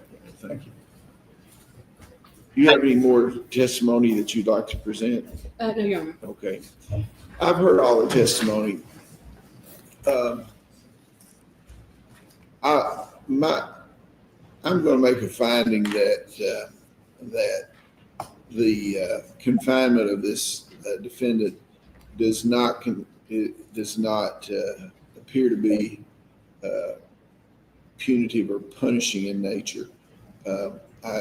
I can see that there have been some improvements and some motion has been filed. Jails are difficult places under the best circumstances. You have all kinds of different personalities. You have a lot of people that are nosy about other people's business. You have a lot of pent-up rage. You have a lot of frustration, and it's being in the business of being a guard is very trying. Almost takes a calling. I am concerned about access to the biblical information that this gentleman has, and I think that they ought to make an effort at the jail, and I think the officer said so. And man, for you to have access to the Bible maybe 12 hours a day or something like that. Now, I will tell you that the first time any of the pages are gone or that it looks like there's been anything happening that would get you where you were using it appropriately. As far as confidentiality counsel, if you desire, or one of your investigators desire greater confidentiality than you have, I would suggest that if you want to assume any risk that exists here with Mr. Shell, that y'all bring with you complete waivers and present them. This officer here doesn't have the authority to make that decision, but he'll submit it to the jailer, whose ultimate responsibility by virtue of. Sorry, did you say something? I was gonna say, I think it is what it is. Just got accidentally blocked, is what I'm saying. I'm trying to figure out how to possibly unblock them, but if they're watching, it's been an accident. So let us work on it. Yeah, give me a second, and I can go in. You're probably gonna have to go through your YouTube. Yeah, YouTube. Yeah, the YouTube thingy-majigger. Give me 1 second. I just wanted them to know because I seen it pop up and I'm like, what the hell?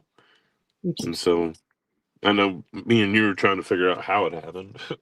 Yeah. But, yeah, let me continue to play this and I'll work on that. His constitutional office is to make that decision. And if you have any problems about the confidentiality or you have anything, now I have seen jails and correctional institutions around that actually had silencer ear muffs that where they couldn't get outside the prison. I don't know whether y'all have any of those or not, but I have seen them where people where they have to have tactile and visual contact with people. I don't know whether they have that, but if you want to go in there and if you feel like that it's necessary for you to do that. Now, I think that Mr. Shell can write there. He's left-handed. I've been watching him write some stuff.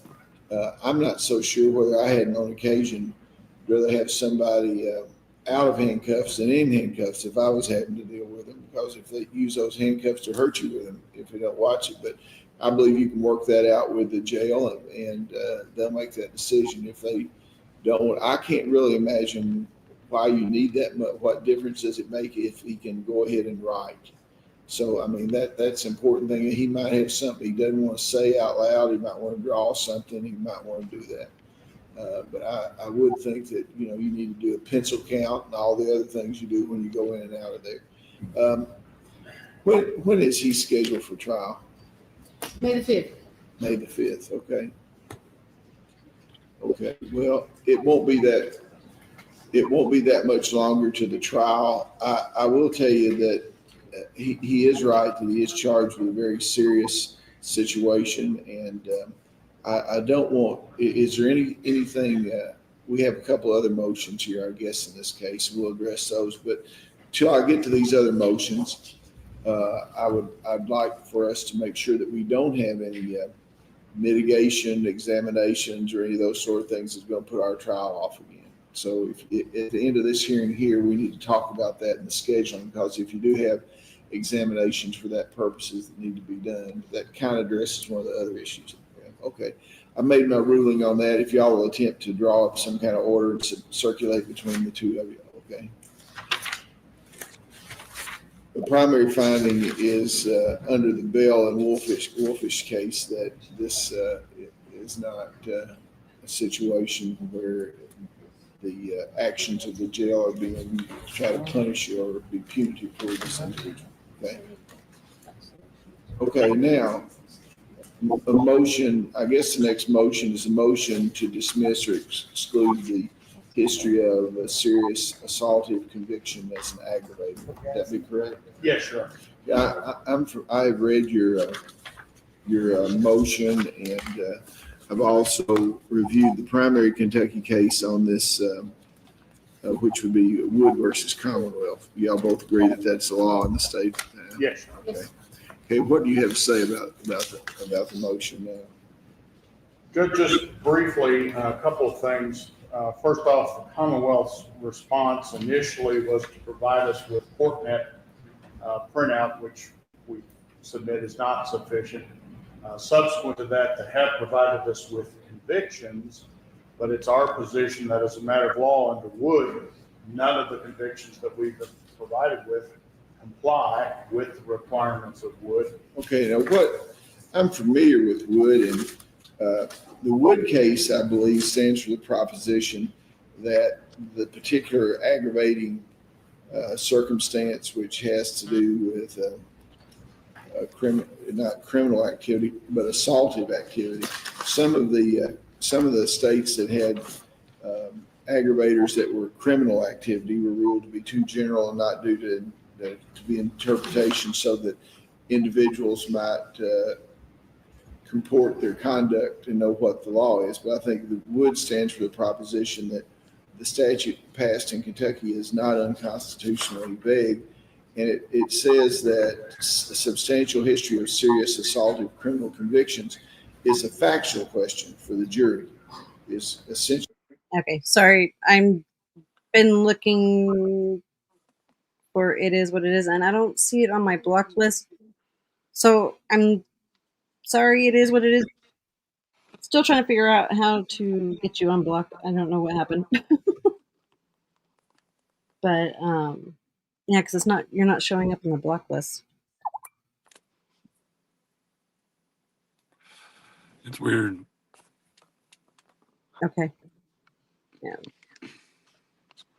Actually, what that case stands for, and I don't think there's a definition of what assaultive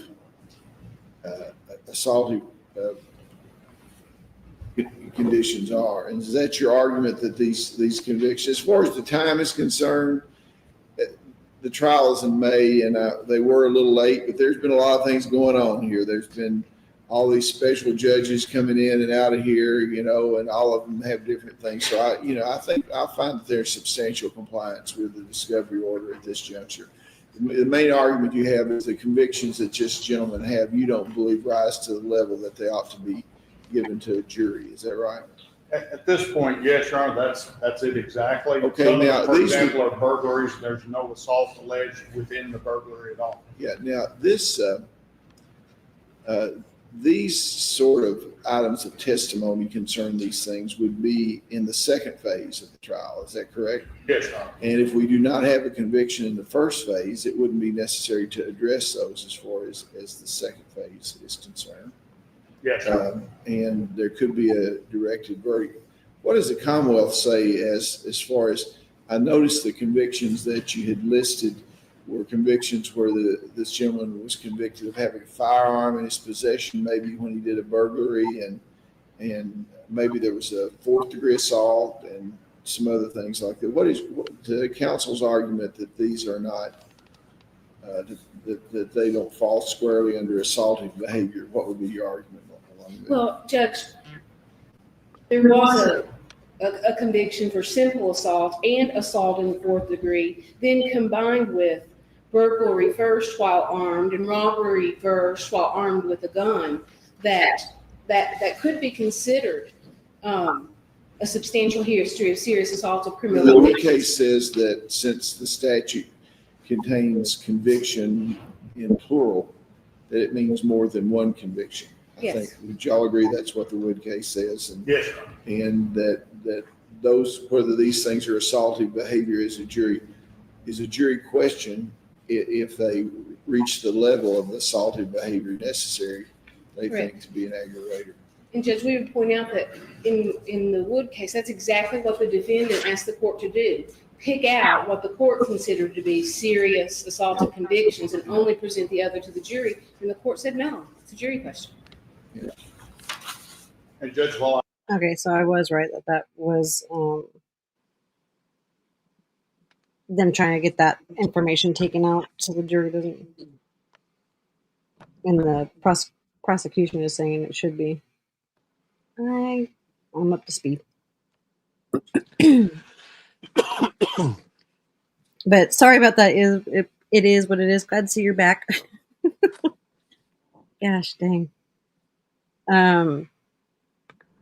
Let's see.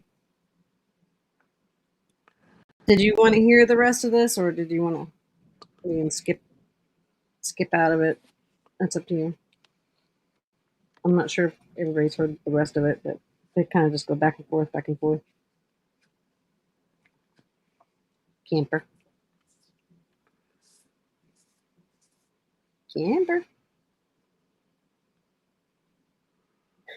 Jesus. Are you there, Kemper?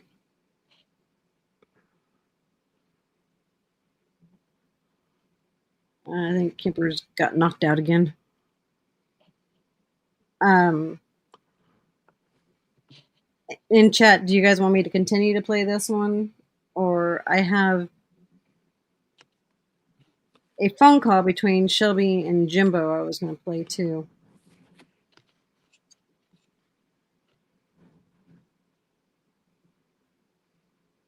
So someone let me know if you want me to play the rest of this or go to the next. Can y'all hear me?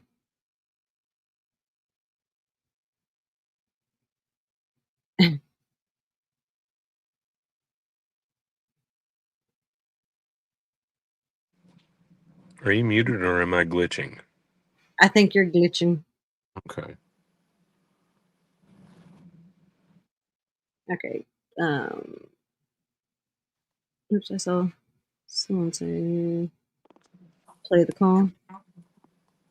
Sure. Okay.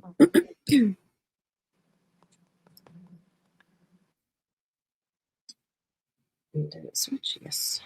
Okay. Let me know if you can hear it. From receiving calls from this facility, press 6. For balance and rate quotes, press Thank you for using Securist. You may start the conversation now. What's up, big man? What's going on, buddy? You all right? Hey, What's this football? listen, write this number down, will you? Let me see. You grab me a pen, man, or something. I appreciate it. Sam, type this number in on your phone. 1-800. Hang on just a second. Hang on just a second. 800. 1-800-844. 65917. What's the last four? 65917. 65917. That's too many numbers. Huh? That's too many numbers. 1-800-844. 6591. My bad. 6591. Yeah, I can't see. All right. Help me out, and can you at least put $20 on that for me?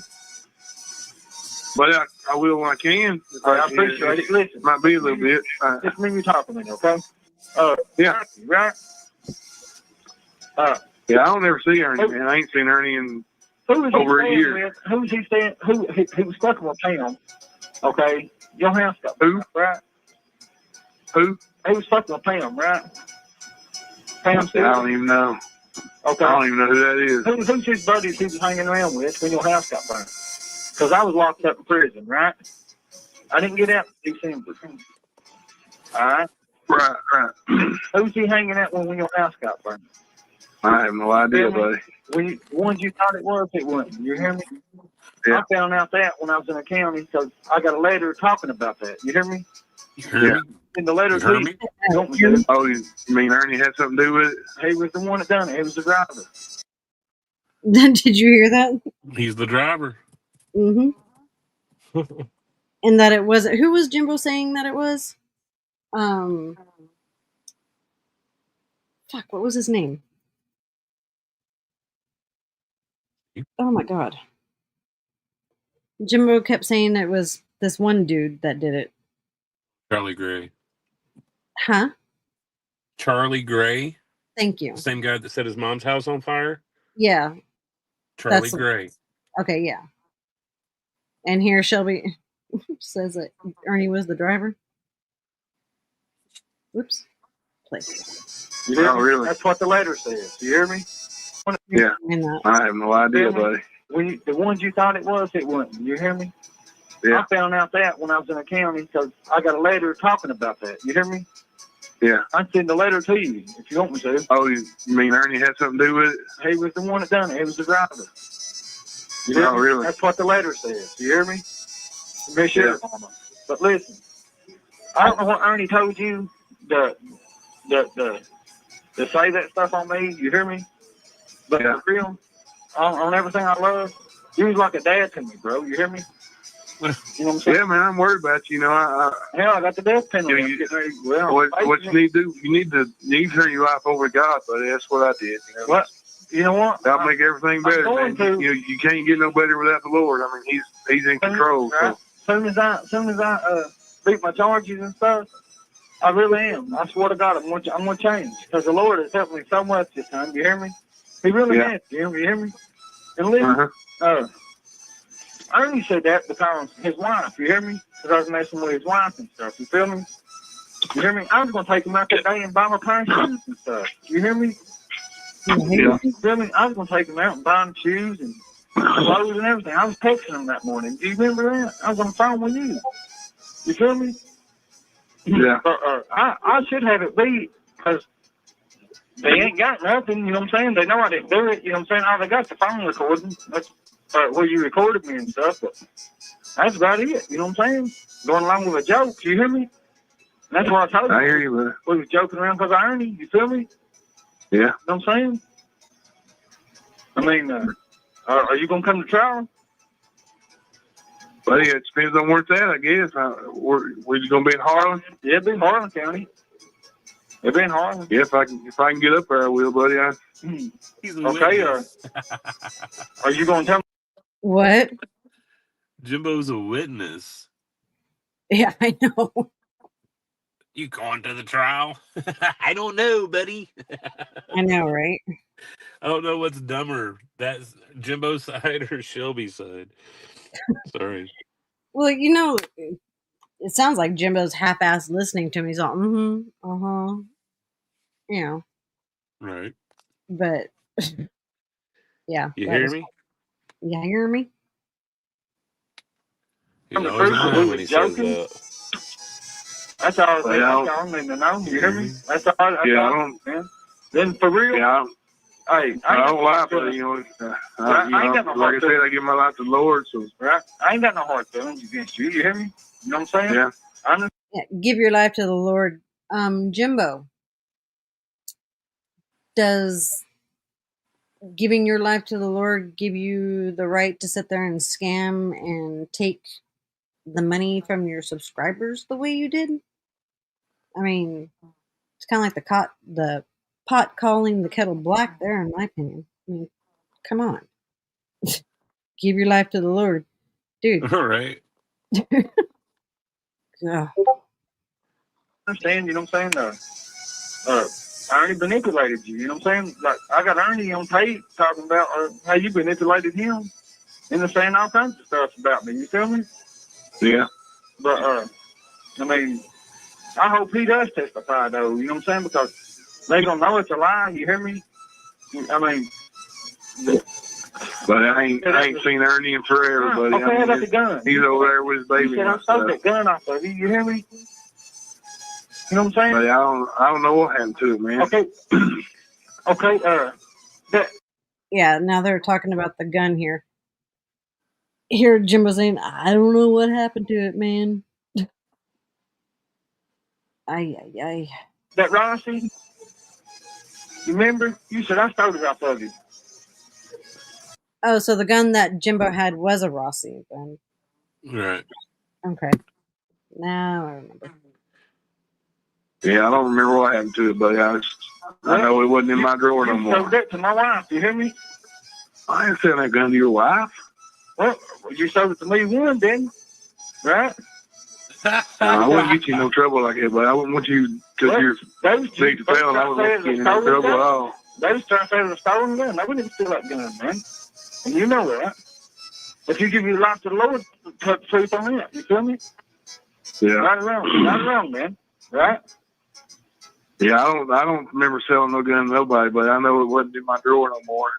You know, Ernie was there, and when you helped me move over there and stuff, you know, you helped me move that stuff and have this stuff. I don't know if you remember or not. That's all right. You hear me? Yeah. Why would you? Listen, well, if you're going, if you said you give your life to the Lord, like you said, at least tell the truth about shit, you hear me? Nobody can steal a gun off of you. Yeah. Right around. You know, buddy, I don't know. I don't know what happened. I ain't off that rat shit. If I was off that rat shit, I'd mention all kinds of shit about fucking, I'm not going to say nothing on the phone. You hear me? About you working at a store, this and that, and Josh and all them. You know, I know about that. How do you think I know about that, huh? I know everything. I don't know how in the world you know anything, buddy. I don't know what you're talking about. I'm talking about Josh Shanks, you guys jumped me and beat me up. No. Him and his buddies. Yeah, the same day he done that is the same day something got robbed. You know what I'm saying? Ain't that familiar? But I'm not worried about that. Listen. No, I don't know, man. You hear me? I'm not going to mention no. Listen. I ain't off no robbery shit like it right there. I'm on a death penalty case here. It's a whole different new subject. You hear me? I just got my eye on over something I didn't do. You know what I'm saying? And I think it needs to be cleared up, you know what I'm saying? Because, I mean, the truth is... But I've heard all kinds of rumors. I've heard all kinds of rumors about that. But, I mean, I've heard they got some pretty solid DNA evidence on whoever is the culprit, man. Now, that's a lie. Bullshit. Yeah, because they don't have But that was also something that was on Topics. Forum. Yeah. That was something that was being said on there. And I know that Amber and a couple other family members had some to do with that. Oh. Okay. No. There ain't no DNA, there ain't no murder weapon, there ain't nothing. They know I didn't kill that dude. They know I didn't kill him. They ain't got no fingerprints, they ain't got nothing. I was going to send you some stuff about Ernie, what Ernie says.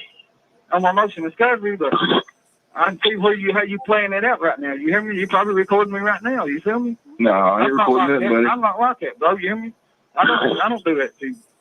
I thought was my buddy. You feel me? Because you done it. You know what I'm saying?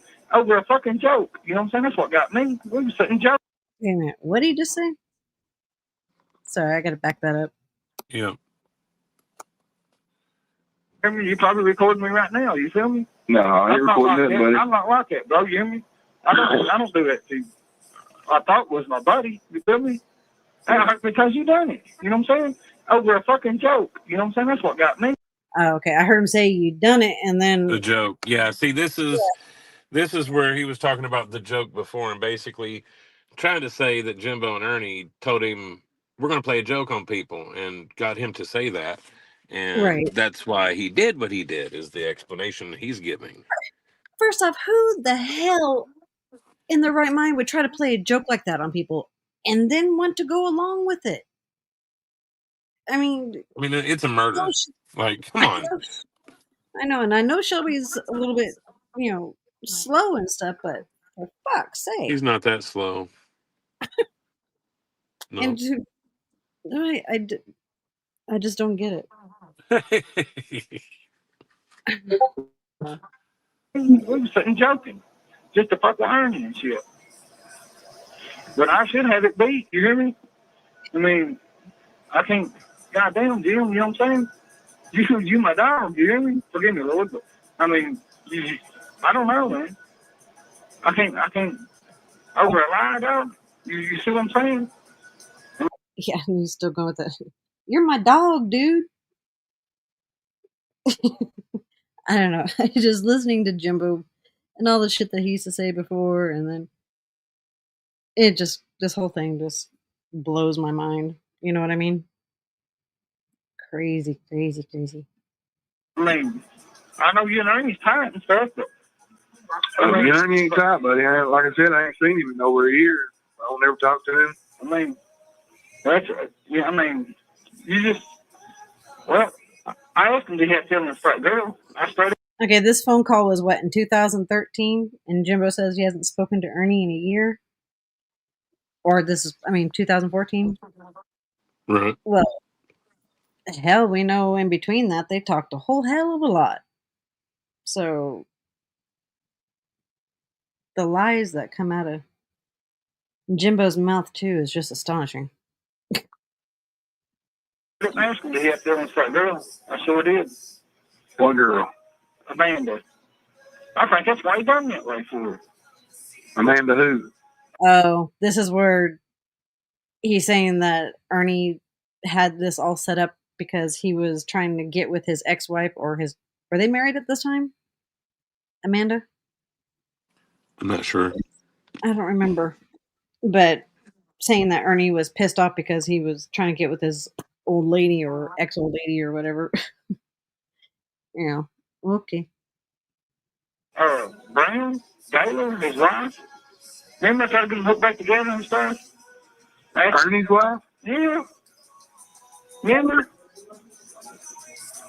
I got the home when I first got out of prison and stuff. And that's what it was all over. You know what I'm saying? Oh, the one. Oh, his like actual wife. Yeah, I never even knew that. I never met her. Yeah. Well, listen, I'm not worried about the gun thing. You hear me? Yeah, but it ain't actually nothing. I ain't. Okay, how about the gun? I hadn't talked to anybody since that night that I took Ernie up there. Okay, about the gun and stuff. You said the gun. I told you. I didn't steal no gun, dog. You hear me? I didn't say you stole a gun. I said my gun disappeared. I don't know who stole it. My waistband. You said you seen it in my waistband. You feel me? Yeah, I don't even remember what all I said, but I know I didn't say you stole my gun because I don't know. I don't know who stole it or how it got gone out of my drawer. And I'm sorry if you don't remember what you said. And granted, I know there's some time lapse here between when they reported Shelby or saying that Shelby is the one who did it. If you're telling the truth, you should have no problem recalling what you've said to somebody, in my opinion. And if you're lying, yeah, you're not going to remember it because it's not going to be something that's going to be able, you being able to recall it correctly because you lied. But if you said the truth, you should be able to, recall it. That's my opinion. So. Oh yeah, I agree. So him saying that he can't recall what he said, it's just kind of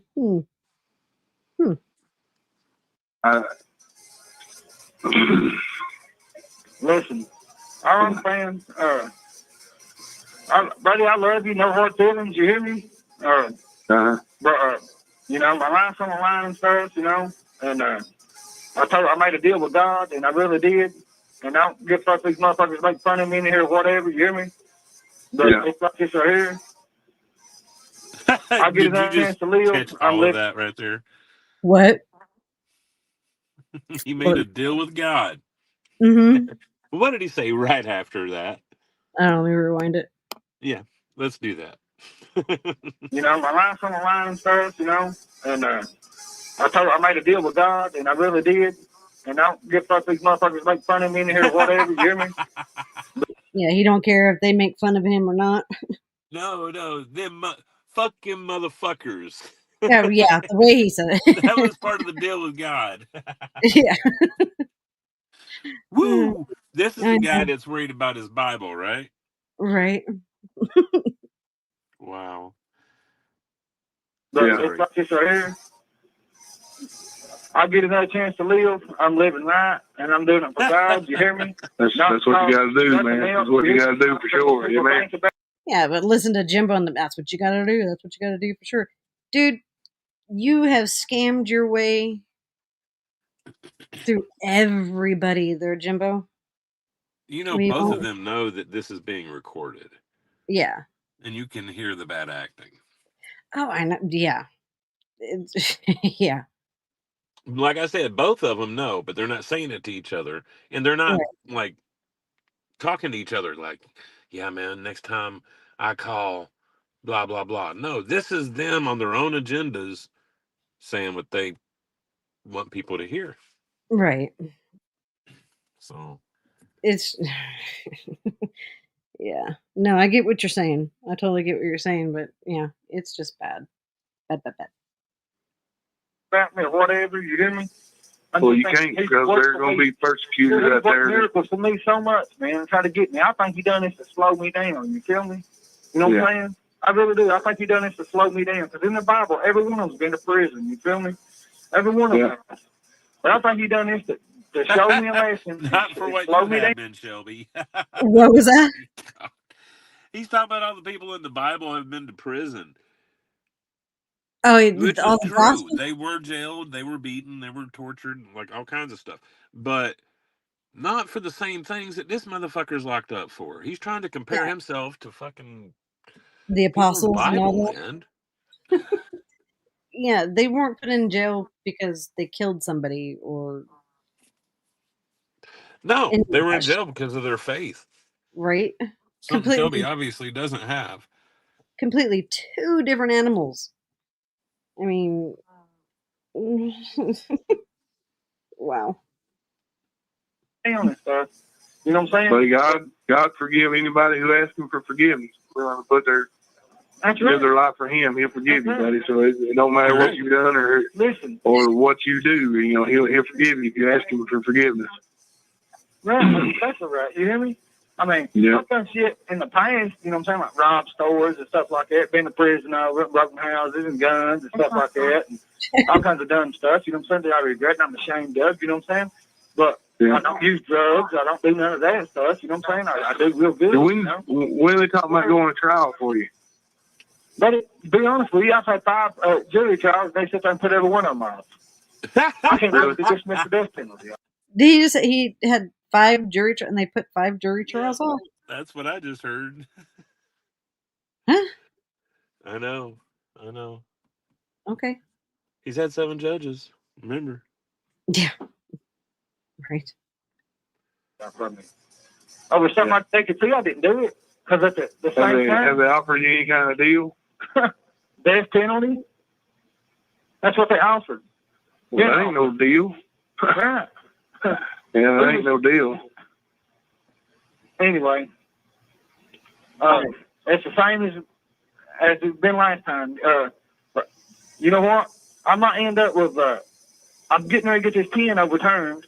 I'll probably beat this other charge in jury trial. I'm going to jury trial on the hostage situation because they lied like a 50 on me. On what now? What is it? Guards. They try to get me on the guards and stuff. Said I took them hostage. They lied on me and stuff. Said I poured a handcuff on them, and I was handcuffed behind. Just like Ernie Shell. They lied on me. Everyone lied on me and stuff. Right. They all translated lied. to I'm a lying motherfucker is what he's saying, y'all. I was handcuffed. Yeah, I heard somebody say you had a toothpick shank or a toothbrush shank or something like that. No, they said it's a mantelpiece of man. That was the first time I got put in the hole over ingrown. Yeah, the hair comb thing was to get out of his handcuffs when he injured himself. Yep. The first time. They are digging me out of my comb. That's the first time. But I was there, I had to do 11 months. I haven't served it out now. I've been doing 18 months on AC. You know what I'm saying? But I just got out. But anyway. Where are you at now? I'm in Eastern. Eastern what? West Liberty. West Liberty? Yeah. But anyway, the only thing they got on me on this right here is a phone conversation. Joking around on the phone with you. That's the only thing they got on me. You know what I'm saying? I got, look, I did. I told them the truth. I said, look, me and my wife was arguing. I called you to come pick me up and stuff. I got all the tapes in the stores and stuff, all the tapes in the parking lot. I got all that. I got the time you brought me back home and stuff. Me and my lady went riding around. Then we went home and went to bed. You know what I'm saying? And that's the truth. Yeah. Okay, at 11 o'clock the next morning, the house set on fire. And maybe I said, hi, you hear me? And anyway, your kids okay and stuff? Yeah, they're doing pretty good, bud. That's good. You and your wife doing all right, family? Sorry. Vampire Live, what age did Shelby get in trouble? He's been in trouble before. I mean, the only ones that you can actually see are the ones since he was turned 18. Right, but what Mags is saying is true because I know that the sisters have talked about it before too. Yeah, he was under 18 when he first started. They talked about Ernie and him being sent to mental places and Shelby and Ernie being sent off. Yeah. I mean, they both actually Ernie wasn't sent off, he was sent away. He was taken care of by this other lady, which Shelby is completely jealous of because he claims that Ernie got anything he wanted. But there's definitely a sibling rivalry between the two evils. Yeah, definitely. There's absolutely that. I completely agree. Yeah. That's good, man. But anyway, like a long story short, they go to church with you, don't they? Oh, yeah. That's good, bro, for real. I'm proud of you. I'm happy. I appreciate it, bro. They got chapel there where you at and stuff? They got church services? Yeah, they got it. Like well, you need to go there. You need to go there and give your life to the Lord and let him take over. When he works things out for me. Sorry, but just listen to Jimbo trying to be Mr. Holy Roly. Yep. I just find it kind of, hypocritical. Hypocritical, yeah. Well, just give your life to the Lord and let him take over. Like, dude, ain't nobody trying to hear that. Not from you, at least. Right. Stuff I'm going to. Well, you don't. That ain't the way it works. I know. That ain't the way it works. You give your life to the Lord, and then he takes care of it. I know. But listen, they could tell I didn't set the house fire and stuff like that. I'm in Brie at 11 o'clock. The phone tires, cell phone tires, and all that stuff. Yeah. That's good. I mean, that's good for you, man. Then the Lord's already taking care of you, so you need to, that's good news. That means the Lord's already taking care of you, so you need to reciprocate, man, and give your life to him. That's all I need you to do is tell the truth. You hear me? Yeah, buddy, I'm telling you right now. We was joking around on the phone. That's what, that's acting. What? You can hear the acting really bad right now. They're both like, all I need you to do is tell me the truth. Oh, I am, buddy. I am. Right. Oh shit, this is funny. Sorry. I know this is a call I haven't heard in a long time, so I just thought it really needed to be heard again. Yeah, the only thing I know is what. That's all I know. Yeah, we got 1 minute left. Only thing I know is what me and you talked about. I don't know. But was we joking though, right? But was we joking though? Yeah, you was kidding around. You said, but listen. Whoa. What was that? Let me rewind that 15 seconds. That's all I know. Yeah, we got 1 minute left. Only thing I know is what me and you talked about. I don't know. But was we joking though, right? But was we joking though? Yeah, you was kidding around. You said, but listen. What did Jimbo say? Yeah, you're getting ready to. No, he said you were kidding around. You said. Yeah. Wow. Okay. You're talking about Shelby telling Jimbo that he took Ronnie's life in the description. Yeah. No, I know. It just kind of. Hey, I love you, dog. You hear me? Now listen. Yeah, man. I really appreciate that. Listen, I love you, dog. I really do. No hard feelings. You hear me? So basically, in other words, Shelby's trying to get Jimbo to say on recording that it was a joke. Right. Okay. And Jimbo turns around and said, yes, you said it was a joke. Yeah. But he wasn't saying that. He wasn't agreeing with it. Okay. Yeah. That's why I had to go back and listen to that. I was like, what? Right. Okay. That's what it sounded like to me. He was just saying, yeah, you said that. Like acknowledging that Shelby had already said that. Okay. In the phone call. Yeah. Ernie's manipulator. Yeah. You hear me? I love Ernie to death. He's my fucking brother. I love him to death. You hear me? I know he's friends. We have a joke and cut up and stuff all the time. Yeah. But listen, buddy, we ain't got much time, so you need to listen. Go to them church services there and give your life to the Lord, buddy. All right. And he'll take care of you. You got to give your life to God and turn it completely over to Him. You know what? On my skin, Jim, on my kids and everything I ever loved, everything I ever stand for, I'm going to. You hear me? As soon as I go to God and everything turns out good, I swear to God on everything I love, hey, me and you go to church together. And I'll be a deep fan on that. I promise you. I love you to death. You hear me? I know. Everything I love. I'm trying to remember. Everything he loves. He didn't love him enough, I guess. He decided to go and steal some wheat pennies and take a man's life over what he thought was going to be a big score. Yeah. I mean, I can't remember whose it was that I was listening to, but fuck. It was something to the effect that Shelby Shell said that he was going to sue and he was going to buy everybody a house, get everybody a car, and all this stuff. Oh, when he was trying to say to have Ernie say, he said Ernie to confess and say that he did it, and he'd end up getting just a probation or whatever. Do you remember that when he said he was going to end up suing the county and getting millions and all this shit? I'm like, ugh. Vampire Love. I don't know if there's captions. Is there captions for this? Now that it's over. Sorry. I can drop the link for this when it's over. You feel me? Thank you for using Securus. Goodbye. Yeah. So there's the end of that.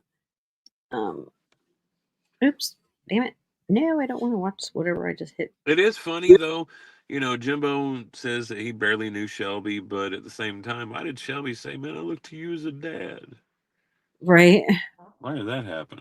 I don't know. Is he clingy, or did they know each other more than what Jimbo's letting on? Right. That's right. That's what I'm kind of wondering. It sounds like they possibly, knew each other a little bit more than what Jimbo's saying. Sorry, I'm trying to drop this link for that video. Okay, here's the link to that video that we just watched. I didn't even think about putting up closed captions on it. Yeah. But what's it? Loving Grace. BGE and Kemper, do you remember Jimbo making the comment during a live once that he didn't really know Shelby, that he had not been around him hardly? Yeah, I remember him saying that. Oh, yeah, Kemper just said it too. But yeah, I think they knew each other a little bit better than what, Jimbo And he's wants. taking phone calls from him from jail. Right? This same guy that admitted to him while he recorded that he took somebody's life. And I I'm don't sorry. know how quick I would be to accept a fucking collect phone call from somebody. Right. Well, I mean, Shelby had to have known Jimbo to some capacity to sit there and admit to him what he did and go over to his house and in the basement with Ernie and, tell Jimbo straight off if he didn't know Jimbo at a more personal level, you know what I mean? I mean, Shelby's not Right. that slow just to go around and admit to Joe Blow, I wouldn't think. Well, I mean, you heard him talking about the gun. Yeah. And he said, you said it was missing. He was like, yeah. He goes, you sold it to me or my wife or something like that. Yeah, he said he sold it to my wife, and then Jimbo said no, he didn't, and then he said something about selling it to him. And the gun that killed, it wasn't a Rossi that killed. They don't know if it was the Rossi or not. They never got it to fire in ballistics. Oh, okay. Because Ernie was going around saying it was a blued out Smith and Wesson. Yes, and then there's also the description in the Whitley County charge, the gun charge that Shelby has. Yeah. If you go and read that, it's another description. Right. But what I believe personally is that Whitley County gun charge, the description that they gave, was actually the gun that they never recovered from Ronnie's house, I do believe. That's just Yeah. my own opinion. Yeah, because didn't he have a box and the gun was missing out of the box? Yes, at Ronnie's house, and Jimbo and Ernie supposedly did report that Shelby was carrying a gun to the description of what was missing from that box, pretty much. Yeah. So, Behind the Lies, what's my take? Oops, wait a minute. That's not the one I wanted. What's your take on Jimbo and Ernie's involvement? Well, I definitely think Ernie was for sure involved. As for Jimbo's, well, it could have been something happened, but they didn't know that Shelby was going to end up taking the dude's life, kind of thing. yeah. It could have even happened like that, and then Ernie have to try to go help cover it up. They fail at doing that. Yeah. Shelby ends up having to take the fall. Yeah. I don't know, because Shelby was running around for like a week bragging about it. Right. In my opinion, not just to Jimbo and them, to other people. Yeah. In my opinion, and only my opinion, I can see possibly all three of them being involved. I mean, because if you look at a sequence of events, Jimbo, didn't he file for bankruptcy around this same time? I think it was right before this or something. Yeah. I mean, and like I've said before, in my personal opinion, that they had an idea of just robbing Ronnie King, and things got pretty much out of hand and ended up getting killed. And like you said, Ernie went to go help his brother, and oops, I didn't mean to add that. Sorry. Ernie and his expertise. Right. That's my opinion of it. But who's to say? There's so many lies going around about it. It's really. Well, I mean, you got to look at everything into the whole picture. First of all, we all know that Ernie staged his own kidnapping. Yeah. Okay. Yeah. We've also heard stories about staged robberies. Right. Okay. And that this is including all these motherfuckers. We also know that Shelby is known for robbing people. He spent time in the pen for it. So you put all of this together, robbery seems to be a thing. Like, look at what they're doing now. Look at Shelby. He's on his second YouTube woman, which I'm sure he's getting things from. Yeah. You've also got Ernie and Jimbo scamming people on YouTube. God, yeah. Like, all of this is the same actions. They've just moved where they're doing it. Right. One's doing it from prison through social media. Right. The other two, they're just scamming through social media, pretending to be something they're not. Yeah. And this isn't the first time that Shelby's, scam shit. Right. Like, this just seems to be what they do as a whole. All of them. They rob, they stage robberies, they stage kidnappings. Apparently, they could have been telling Shelby, yeah, well, this will happen, this will happen, this will happen. Just say this. Right. Okay? And I'm not saying Shelby didn't do anything. I'm not saying that. I'm saying that in their warped ass thinking that, it is possible that they all got together and said, this is the best way to try to get out of it. Right. And he knows Shelby's not going to flip on anybody. Right. And Shelby, being the dumbass, and I know it's hard to really imagine that when you're talking about Ernie and Jimbo along with them, but him being the dumbass that he is, probably believed some bullshit that Ernie told him, and that could be a lot of the reason why his family was like, Ernie, just go turn yourself in. It'll be a lot less blah blah blah da da da. Like, man, it's some fucked up way of thinking. Right. It don't make any sense, but there's nothing else that could really work in those situations. Right. Ted, that's exactly what I meant. That, gave the idea to go rob him. That it went too far. And everything ended up just going too far. And yep. Because Shelby did, and that could be their way of distancing themselves from Shelby, but tricking Shelby into doing what he did by admitting it. Yeah. Because Shelby did say or plead to complicity, which means that there are others involved. Just as to who those others are, we'll never know because Shelby's not going to rat on anybody. No. And like I said a little bit ago, think about the shit that these motherfuckers haven't been caught for. Yeah. All of the shit, the transgressions, the sins, whatever you want to call it. Think about all the shit that they've gotten away with. It's at least 10 times what they've gotten caught for. You know what I mean? It's gotta be. Yeah. Because they can't be that fucking idle.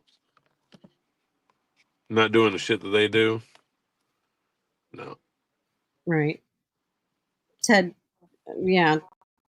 Ted Thompson says the fact that Shelby asked Jimbo where is a good place to rob is not a question a person asks a person they don't know well, or a person that isn't a criminal or shady. It's not logical at all. No, it's not. That's why I think they've known each other a little bit longer, or a lot longer, or at least done some things that was shady, to where enough to where he would believe or feel confident enough to confide in him. You know what I mean? BG, did you see the sketch pic of the guy that murdered 2 people in Arizona? Looks a lot like Ernie. No, I haven't seen that. Where was that at? That's funny. But yeah, no, they all know. Well, we know Ernie and Jimbo know shit on each other. That's for a fact. Yeah, I think all three of them were in on it to some capacity, one way or the other. Or at least know what the fuck happened. Right. Well, because they talk to each other, you know what I mean? Right. Well, like Margaret said, Ernie was running around saying things about the crime before. Wait, where'd it go? Let's see. Ernie was running around telling details of the crime before the investigation was done. Yeah. Right. Well, I mean, hell, he predicted that Shelby was going to confess to the crime 2 days before he did it. Right. He and said that in 2 days he will confess to it, and he did. Yeah. And that he'll have the gun too. Yep. So, and he got arrested with the gun and the pennies. Right. So, and apparently, if I remember correctly, they were either behind the seat or in a door panel or some panel that he had around the seat area or some shit like that you could. I thought the gun was in the door panel. Right, it's in a place you hide shit. Yeah. But in my opinion, those two, Shelby was the weakest, the weakest link in the chain and the easiest one to manipulate, you know? And Ernie would know his brother enough to know that, yeah, he's not a snitch. So what better person to put behind bars? Yep. But that is just my opinion. So, you know. Oh yeah, Jimbo has gone quiet a lot lately. Every time he opens his mouth, we end up busting his ass on all of his new lies that he comes out with. That's all he ever does is lie, just like Ernie. I mean, if Jimbo, yeah. And I mean, and honestly, if anybody is believing Shelby's lies at this point, seek evaluations. Right. Go see your therapist. Please. For at least your family's sake and your health's sake. Please do that. Well, Mags, that's exactly what I think. That's the PTSD that Ernie always talks about. That's why he's always worried about Shelby Shell shooting him. Yeah. Shelby Shell's gonna shoot me. Yeah. And I mean, if you notice, the highway run started the year that the trial happened. Oh, I don't know if anybody's picked up on that or not, but yeah, that's when those started. Mm-hmm. Was that year? Love and Grace. Oh, you're talking about Jimbo's new house that he's in, that they had to clean out 100 pounds of dog poop? That's what he said. That's, yeah. That's just gross. It is. Yeah. Yep. There's I'm about ready to go to bed. Sorry to be a party pooper, but oh, I know. It's been a long day. You had a big day today. I worked a double. I worked at both my jobs today. That's right. I forgot about that. Yeah, I had to go in this morning. Yeah. Whooped upon. Right. But yeah, I mean, I felt the need that we come and talk about Shelby for a minute because the bullshit that I'm seeing being said and hearing being said is literally what I just said it was. Bullshit. It's not real. Quit deceiving yourselves, folks. I know a lot of you can see it and you speak out on it. But a lot of y'all, man, you're lost. You pull your shit together. That ain't going to be good for you. Even if it's a troll, that's not good. Yeah, and Lisa K, God, woman, open your eyes. Quit being so gullible to this man who comes from a family that is prolific with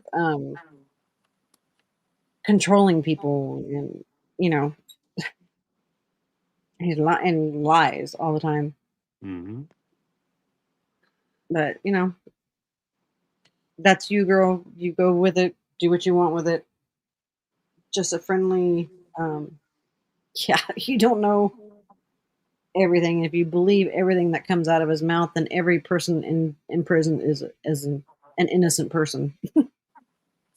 So take with that information as you will, I guess. Yeah, she knows better than everybody. That's the problem. She knows everything and knows better than everybody. So and that's exactly why I just don't talk to her. I haven't. Yeah. I talked to her one day, I think, and it just everything I was hearing at the time from her on panels and in the conversation, I was just like, no, I'm not doing this shit again because I've been down that road before. Right. Yeah. And I don't live in QAnon land. I don't live in conspiracy world. Mm-mm. Okay. And that people that do that, I choose not to be around them. Because fuck that damn crazy shit. If I want to go on a mind bender, I'll drop some LSD. I don't need to fucking play your little stories. Believe me, LSD is much more fun. Yeah. I don't know, but anyways, I don't know. I wash my hands of it from here. You know, it's just been proven time and time again that Shelby is not the person that you seem to think he is, Lisa Kay. I mean, granted, yeah, he's might have matured and grown up some, but yeah, he's got a very dark past. He's also been honing his skills as a damn manipulator. Yeah. He's living with a bunch of other criminals That learn from each other. Right. So I sure the hell wouldn't have him move in my house. Hell no. Right. But anyways, thank you everybody for coming by tonight and letting us, you know, Jibber jabber. Jibber jabbering our take on shit. But until next time, I guess we will see you on the streets. Right. So take it easy, everybody. Good night. Good night, guys.